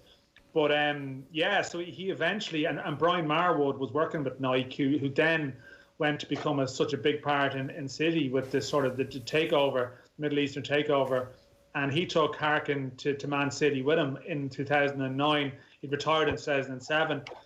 And yeah, he's just moved up in the world since then, from doing scouting and various bits and bobs to becoming the head of their loan department in 2015. And I suppose you might think the loan department is might be almost a sort of a back office or something, with like 2 or 3 people in it. But at City, it's a different animal. He oversees a huge operation. Like, there's various mentors and players. Jolyon Lescott was working there, and a couple of others. I think there's a nutritionist, sort of psychologist, various people. And if you look at the list of City players that are out on loan at the moment, I mean, they have sort of got 15, 20, 25 spread across Holland, Belgium, Denmark. A player in Serbia they've signed who's coming in later. He's on loan. Closer to home, you have Gavin Bazunu, who's out in Rochdale, Joe Hodge over in Derry, but also, your sister club in Spain. And Fergal Harkin oversees all of that. I spoke with Jack Byrne this week. Jack's out in Cyprus, obviously trying to get back from, he's out for a couple of months with a back injury, but he was telling me, Fergal Harkin was such a huge influence in his life when he went to Man City in terms of sort of looking out for him and looking out for all the young players around the club. And he's someone whose star is rising. He was linked with a sporting director job at Celtic a couple of months ago. I'm not sure where that stands, but he does have a connection with Celtic going back a while. So I think there is some substance to like just the general discussion that Celtic might be aware of him and rate him. So like one to watch. Like we have I've done a couple of pieces in the last year about sort of Irish people maybe behind the scenes. They aren't necessarily out there front and centre, but they have an influence in English football, and Fergal is definitely one I feel will be hearing his name a lot more in the future. Yeah, good story, isn't it? 53106 for your text messages, folks. I can read nothing into Man City this season with no crowds in the stadium, says one of our texters. What is the David Meyler verdict on the Manchester derby? Live here on News Talk and Off the Ball tomorrow with Nathan Murphy and Kenny Cunningham calling the shots. We've also got Liverpool and Fulham with Stephen Doyle and Brian Kerr. How do you see it tomorrow, David? I think City will win 3-1. I think they'll dominate possession. United will be pinned back. I think City will probably score in the opening 20 minutes, then look to control the game. United will probably get themselves back into it with a counter-attack. But I just feel the way City are and the form they're in, and obviously having De Bruyne back as well, they'll just continue to manipulate the ball, move around, and they'll just eventually break United down time after time, and they'll take their chances. I think it's just probably the wrong time for any team to play Manchester City. OK, got to take a break, guys. David Meyler, Dan McDonnell and Johnny Ward. Just latest scores from the Premier League. Sheffield United 0, Southampton 2. Earlier on, Burnley 1, Arsenal 1. 5:30 kick-off, Aston Villa against Wolves. 8 o'clock kick-off, Brighton against Leicester. In the Championship, full-time earlier, Watford 1, Nottingham Forest 0. Latest scores, Barnsley 1, Birmingham City 0. Bristol City 0, QPR 2. It is Coventry 1, Derby County 0. Millwall 0, Blackburn Rovers 1. Norwich the leaders 2, Luton Town 0. Preston North End 0, Bournemouth 1, Reading 2, Sheffield Wednesday 0, Stoke 0, Wycombe Wanderers 0, and Swansea 1, Middlesbrough 0. Scottish Premiership, latest scores from there. We've got Rangers, the leaders, leading St Mirren 3-0, Aberdeen 0, Hamilton 0, Motherwell 2, Livingston 1, Ross County 3, Kilmarnock 1, St Johnstone 1, Hibernian 0. Stay with us, we're all the way through until 5. Football on Off the Ball with Paddy Power. Ready for your next big move? The trip from the fridge to the couch. Gamble responsibly. Gamblingcare.ie.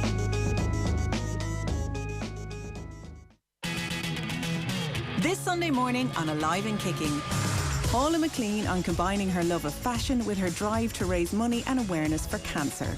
Dara Quilty on the difficulty of watching someone you love go through illness and the power of giving back. And Cork Principal Niall O'Sullivan on how a freak accident at his home led to a call to the air ambulance which saved his life. Alive and Kicking with Claire McKenna. This Sunday morning at 9 on News Talk.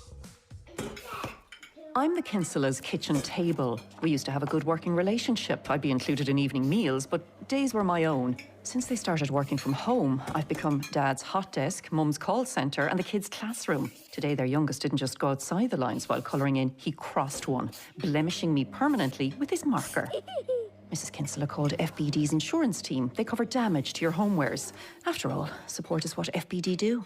Accidental damage to contents cover required, which is an optional additional cover. No claims bonus will be affected by claim. Policy excess and policy T's and C's apply. Underwritten by FBD Insurance plc. FBD Insurance Group Limited, trading as FBD Insurance, is regulated by the Central Bank of Ireland. Sean, what's that thing going round the garden? That is our new Husqvarna Auto Mower. Auto mower? Yeah, it's a robotic lawnmower from Husqvarna. Cuts the grass automatically, has GPS tracking and an app. Even works in the rain. I just thought, why spend time cutting grass when I could spend it with the family? Great! You can put the dinner on, so... No can do, love. Have to paint the man cave.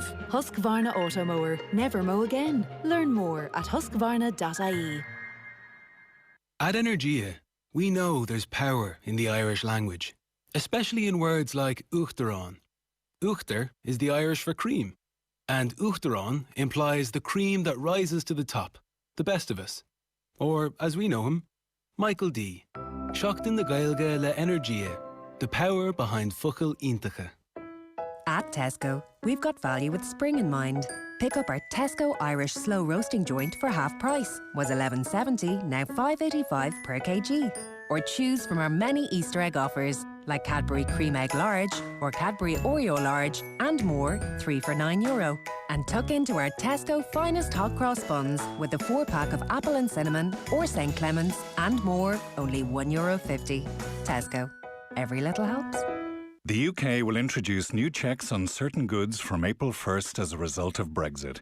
If your business exports food or other agricultural products to the UK excluding Northern Ireland, it faces changes, including pre-notification and new health certificate requirements. It's vital that everyone in your supply chain, from your UK customers to your logistics providers, understand these new rules and are clear about what they have to do.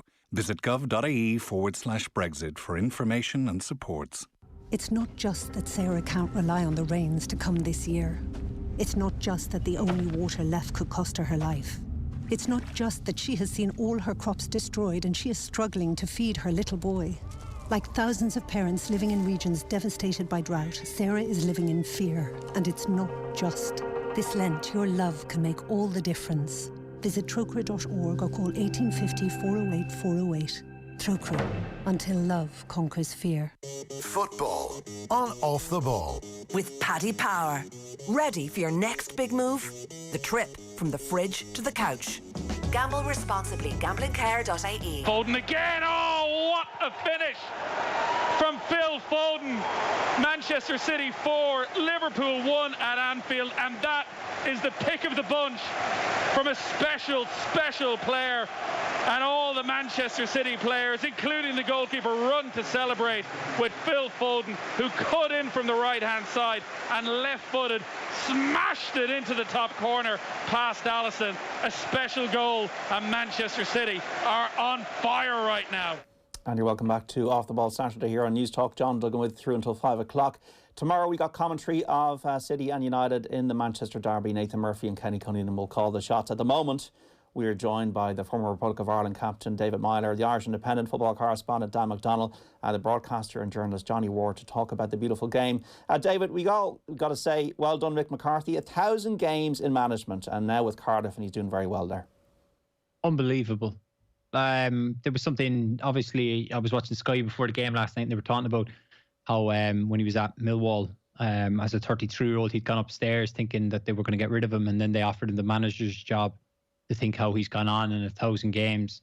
Of course, look, people raised question marks when his time finished with Ireland, and then he was kind of on commentary highlighting different things, but then, he went out to Cyprus, and then people said, oh, would he come back into England? He probably was wondering, what am I going to do? Am I finished? Then takes over at Cardiff, and look at the impact he's had there. It's just testament to the man he is, the manager he is. He knows the championship. He's navigated, through it so many different seasons, so many different years. It's just remarkable. 1,000 games is phenomenal. It really is, and it just shows how good of a manager he is. And 35 years in the conversation, lads. That is pretty amazing since he made his debut for Ireland. I think it was 1984, 1985, and then captained Ireland in the 1990 World Cup. Managed us twice. He's some survivor. Yeah, he certainly is. And, it's just like, how long has Mick McCarthy been out of work? I mean, we spoke about his one-time nemesis, Robbie Keane, being, over 10 years out of management.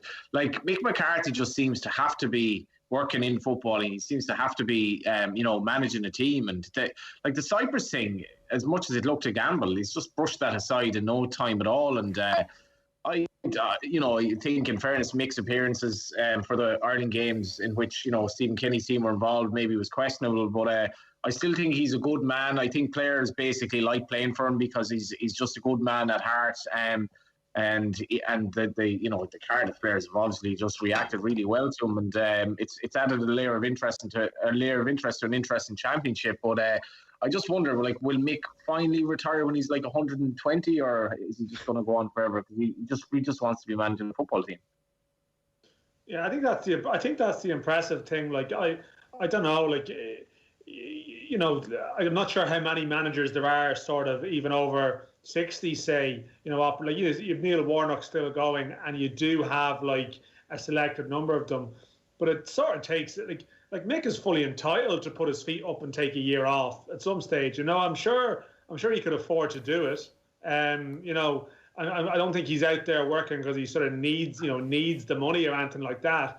I think it's a sheer sort of desire and like probably an addiction to some degree to being involved in the game. Like he's, as Johnny said, I've looked at this before. I don't think he's been out of the game for any more than maybe 5-6 months, maybe after Wolves that time, and when he went to Ipswich, and I think maybe after one of his Sunderland stints. But yeah, pretty much, certainly never a year anyway. So like that says something, and he's never going to be like Cardiff fans were not welcoming his appointment. You know, they were unhappy about it, and it's we'll see where he takes them. You know, there's every chance the first time you hit some kind of rocky patch, there'll be moans on the basis that, well, he's not this sort of young and sort of progressive manager that they may think that they want. And I think like yeah, it is unfortunate with Mick, like that possibly some of the debate with him in Ireland is shaped around his 2 stints with Ireland, and there's probably camps forming around it, and that shouldn't like colour any perception of the broader achievement of his managerial career. And as you mentioned, the fact that he's got to that 1,000 game threshold, I mean, that is extraordinary. When you think, I think the stats are that it's something like 3/4 of managers don't get a second job. Like the amount of people who have great careers, they get one gig, they get one job, and it goes badly wrong, and that's it, or maybe 2. Like, you know, something like Steve Staunton got a big chance early and goes to Darlington, and that's it. And like a lot of other people it's the same. And that Mick has managed to pretty much go from 1992 to now, and with Terry Connor with him as well, who's, you know, I think a big part of his team as well. He's had Ian Evans prior to that. He's had good people around him, but it's a great achievement. And yeah, it'd be sort of fascinating to see if they can keep it up and at least get into the playoffs anyway. It's certainly there looks like there's 1 or 2 spots up for grabs there, so they've got a chance. I think as well, what should be mentioned just briefly is that, you know, you mentioned how long he's been in the game. Like, it's not the same game to manage. It's the same game of football, but like, you're dealing with kids now who are just, you know, they're different personalities to what he would have dealt with, and probably a lot of the older managers aren't really able to evolve. And I think it's testament to his just general human decency and the fact that people just like playing for him, that he's able to be seemingly as, you know, effective a manager right now as he was 20-25 years ago, and I think that is testament to the man as well. Yeah, David, how long do you get to make an impression as a manager? I'm sure there's some kind of MO or way that Mick is able to just arrive at a club and then stamp his decency, but also his authority on the situation. Yeah, of course. Whenever a new manager comes in, everybody knows it's a clean slate and you have a chance to impress the manager. The big thing I've heard from, you know, the time when Mick was in charge at Ireland was his manhandling of players, you know, from not on the pitch or not, you know, leading into a game. It's kind of outside of that, you know. He made a big impression on people, and a lot of people buy into that. And that's the prime example Dan was talking about. When you go into Cardiff, the players have bought into what it is. So they're obviously reacting to Mick, and they must, like, for him to be able to do that for whatever it is, 25 years, it's just phenomenal to be able to adapt with the times. Because like John even said there, that the younger generation of footballers are so different from my generation. You think I'm only 31. Now everything is kind of social media and all that stuff. That he's been able to adapt with the times. And, you know, wherever he's gone, it seems the players buy into what he's about. And, you know, it's just a testament to his character. And I couldn't speak highly enough of him. In the times I've met him, he's always been a gentleman.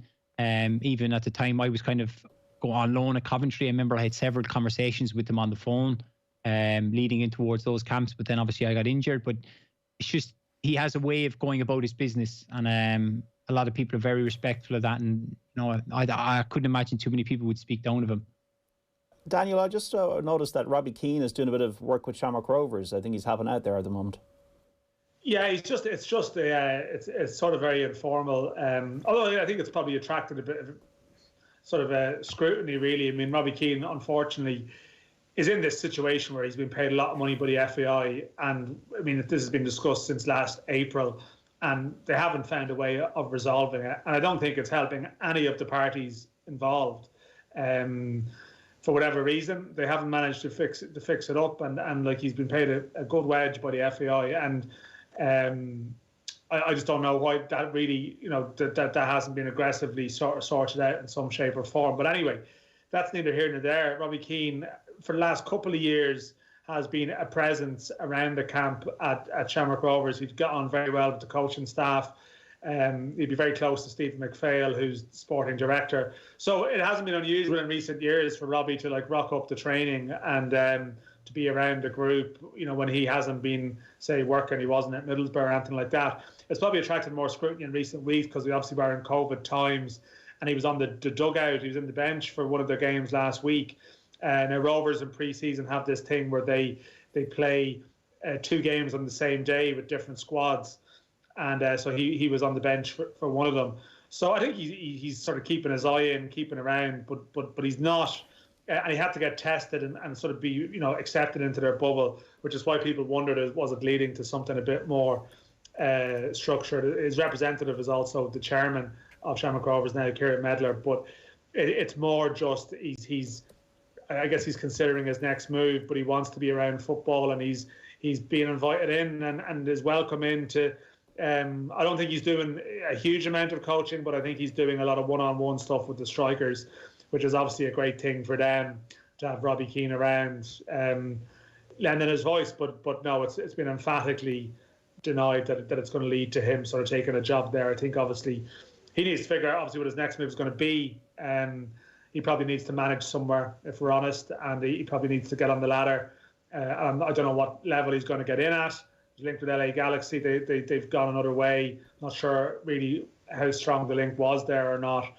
But I suppose Robbie at this stage, I mean, he's still a young man in terms of a lot of aspects of life, but you obviously see people are starting younger into management, and some of his peers are starting into management and stuff. So at this stage, he's had his time as an assistant in various places, but he probably needs to take over a team somewhere and see how it goes. We saw Matt Doherty play for Spurs against Fulham the other day. I know Roy Keane had a bit of a cut-off from last week, David Meyler. David, do you think he can kind of turn around what's been, to be fair, an indifferent season at Spurs for him? Oh, 100% he can. Of course, when Mourinho signed him, it looked like he was going to continue in that wing-back role, which we know Matt excels in from his time at Wolves. Tottenham have kind of adjusted to a 4 at the back.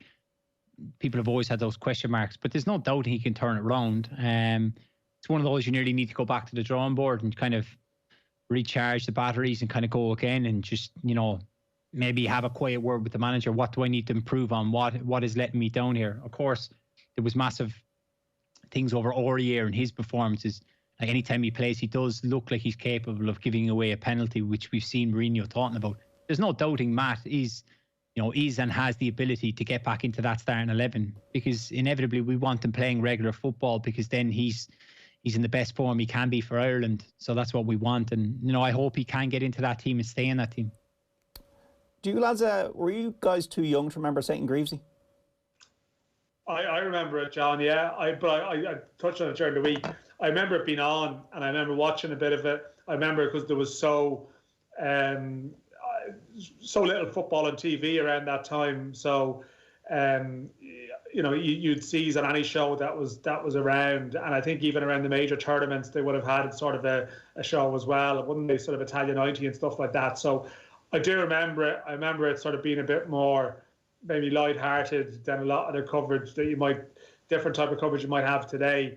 But yeah, old enough to just about remember it without sort of any great either. I wonder, was Johnny in two-channel land? I'm going to say David Meyler was too young, which is probably a compliment to him. Let's say he was. Actually, on that, Dan, it's interesting to say that because there's so much football on now. It's almost like you're kind of become aware of the danger of having too much of something, because like in those days, we had 2 channels. We had a TV that it was kind of like Onslow and Keeping Up Appearances. The screen would just go completely blank. The TV to get it going again. Simpler times. All the buttons were broke, and blah blah blah. I remember when I first saw BBC and kind of BBC One and BBC Two coming in, this really, really grainy footage in East Galway, and watching Liverpool highlights. Liverpool beat Crewe in the FA Cup in the early 90s or something. I was like, this is incredible. And then when Sky TV came in, my father didn't tell us it was going to happen. And we came home one day and we saw this satellite, and we were like, oh my God, is this really happening? But now I'm at the stage where all of these games are on all the time, and I'm just thinking, I actually kind of prefer when it was special to have a game on TV, because now everything's on TV. We got an Onslow reference into OTB Football Saturday. That must be a first. We actually have the theme music to St. Greavesy now.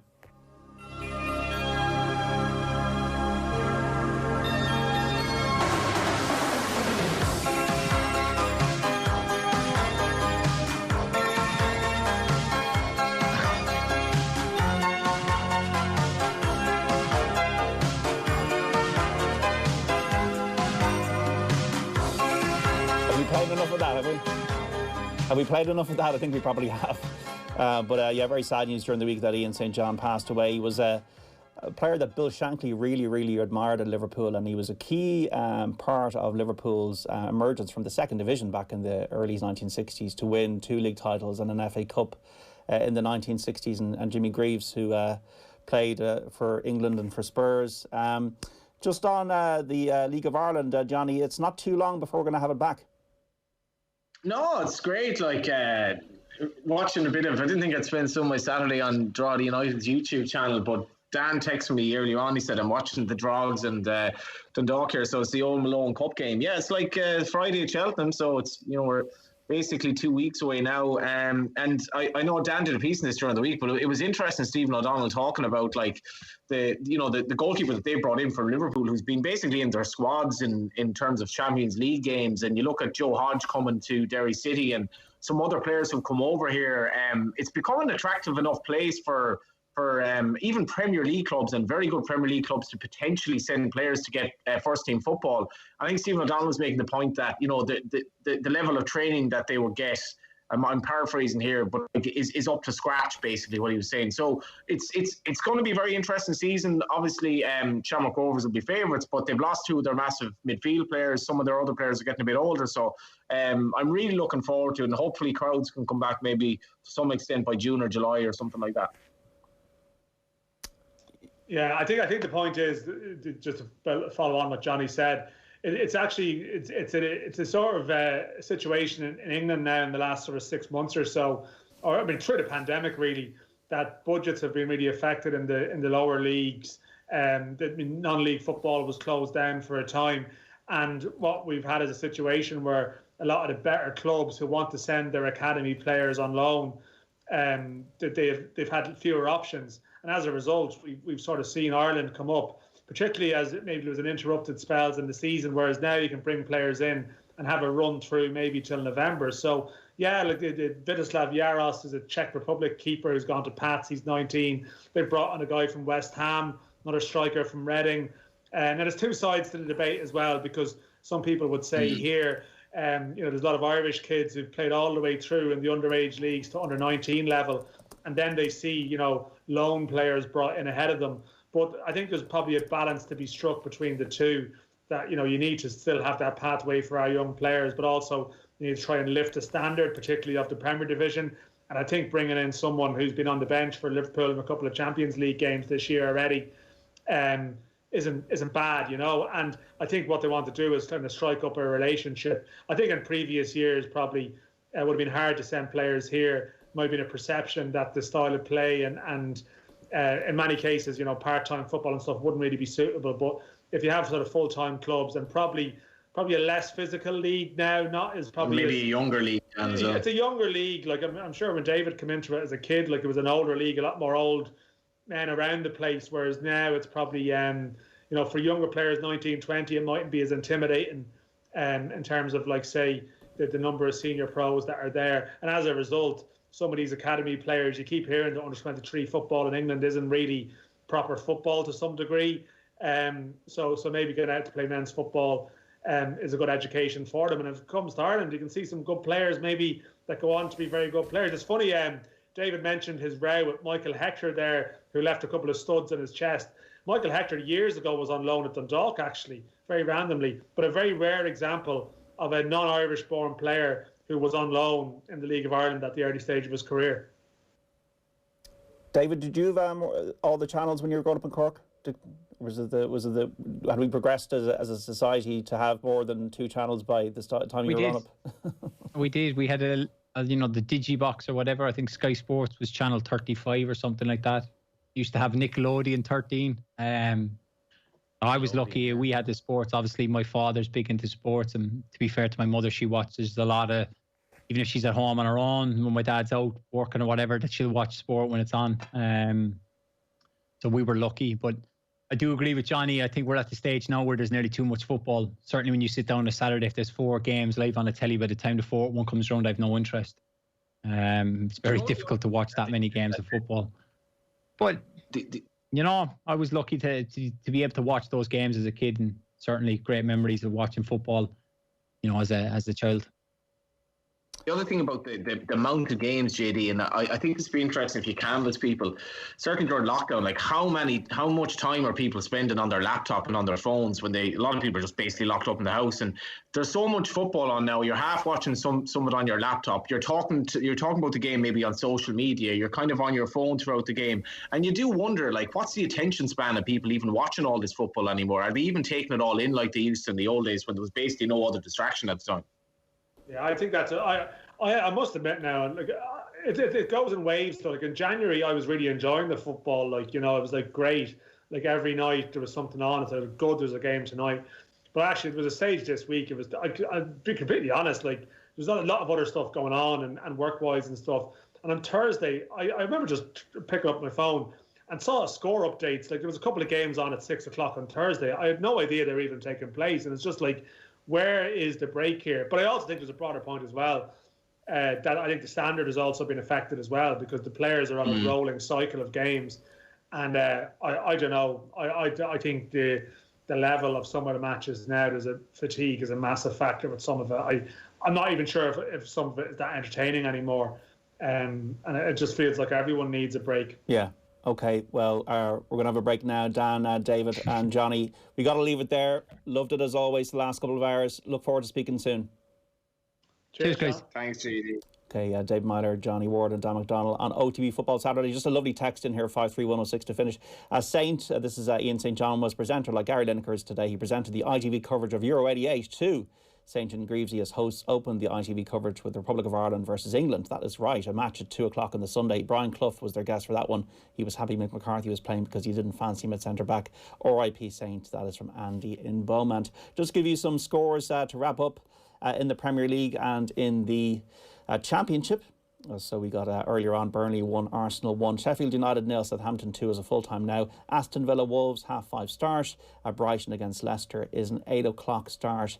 That is in the Premier League. We also have the Championship as well, and we've got Scotland. Just to give you the scores from Scotland: Rangers the leaders 3, St Mirren 0, latest scores Aberdeen 0, Hamilton 0, latest score Motherwell 3, Livingston 1, latest score Ross County 3, Kilmarnock 2, full-time St Johnstone 1, Hibernian 0, full-time in the Championship earlier Watford 1, Nottingham Forest 0, latest scores Barnsley 1, Birmingham City 0, latest Bristol City 0, QPR 2, Coventry City are leading Derby 1-0 in injury time, Millwall 0, Blackburn Rovers 2 is the latest. The leaders Norwich, another win for them on the way, 3-0 they lead Luton Town in injury time, full-time Preston 1, Bournemouth 1, Reading 3, Sheffield Wednesday 0 as the latest, and 2 scores closing these matches full-time very shortly: Stoke City 2, Wickham 0, and Swansea City 1, Middlesbrough 1. Don't forget Off the Ball Sunday with Joe Malloy in the chair from 1 until 7 tomorrow. 2 live and exclusive Premier League commentary games to bring you. Stephen Doyle and Brian Kerr calling the shots for Liverpool Fulham from 2. Then the Manchester Derby at 4:30. Nathan Murphy and Kenny Cunningham in the commentary box for that one, for every moment of the showdown between City and United. We'll bring you the Sunday paper review as well. Ryle Nugent and Dan McDonnell going to pick out the best stories from one. It'll be a brilliant show. Be sure to tune in. If you missed our Saturday panel conversation with Joe Brawley, Declan Bonner and James McCartan about the golden years of Ulster football, or any of OTB Football Saturday with David Meyler, Johnny and Dan, you'll be able to find the podcasts of our content on the OTB Sports app. Search OTB Sports in your app store now to download it for iOS and Android. Thanks so much for listening today. Speak soon. Bye-bye.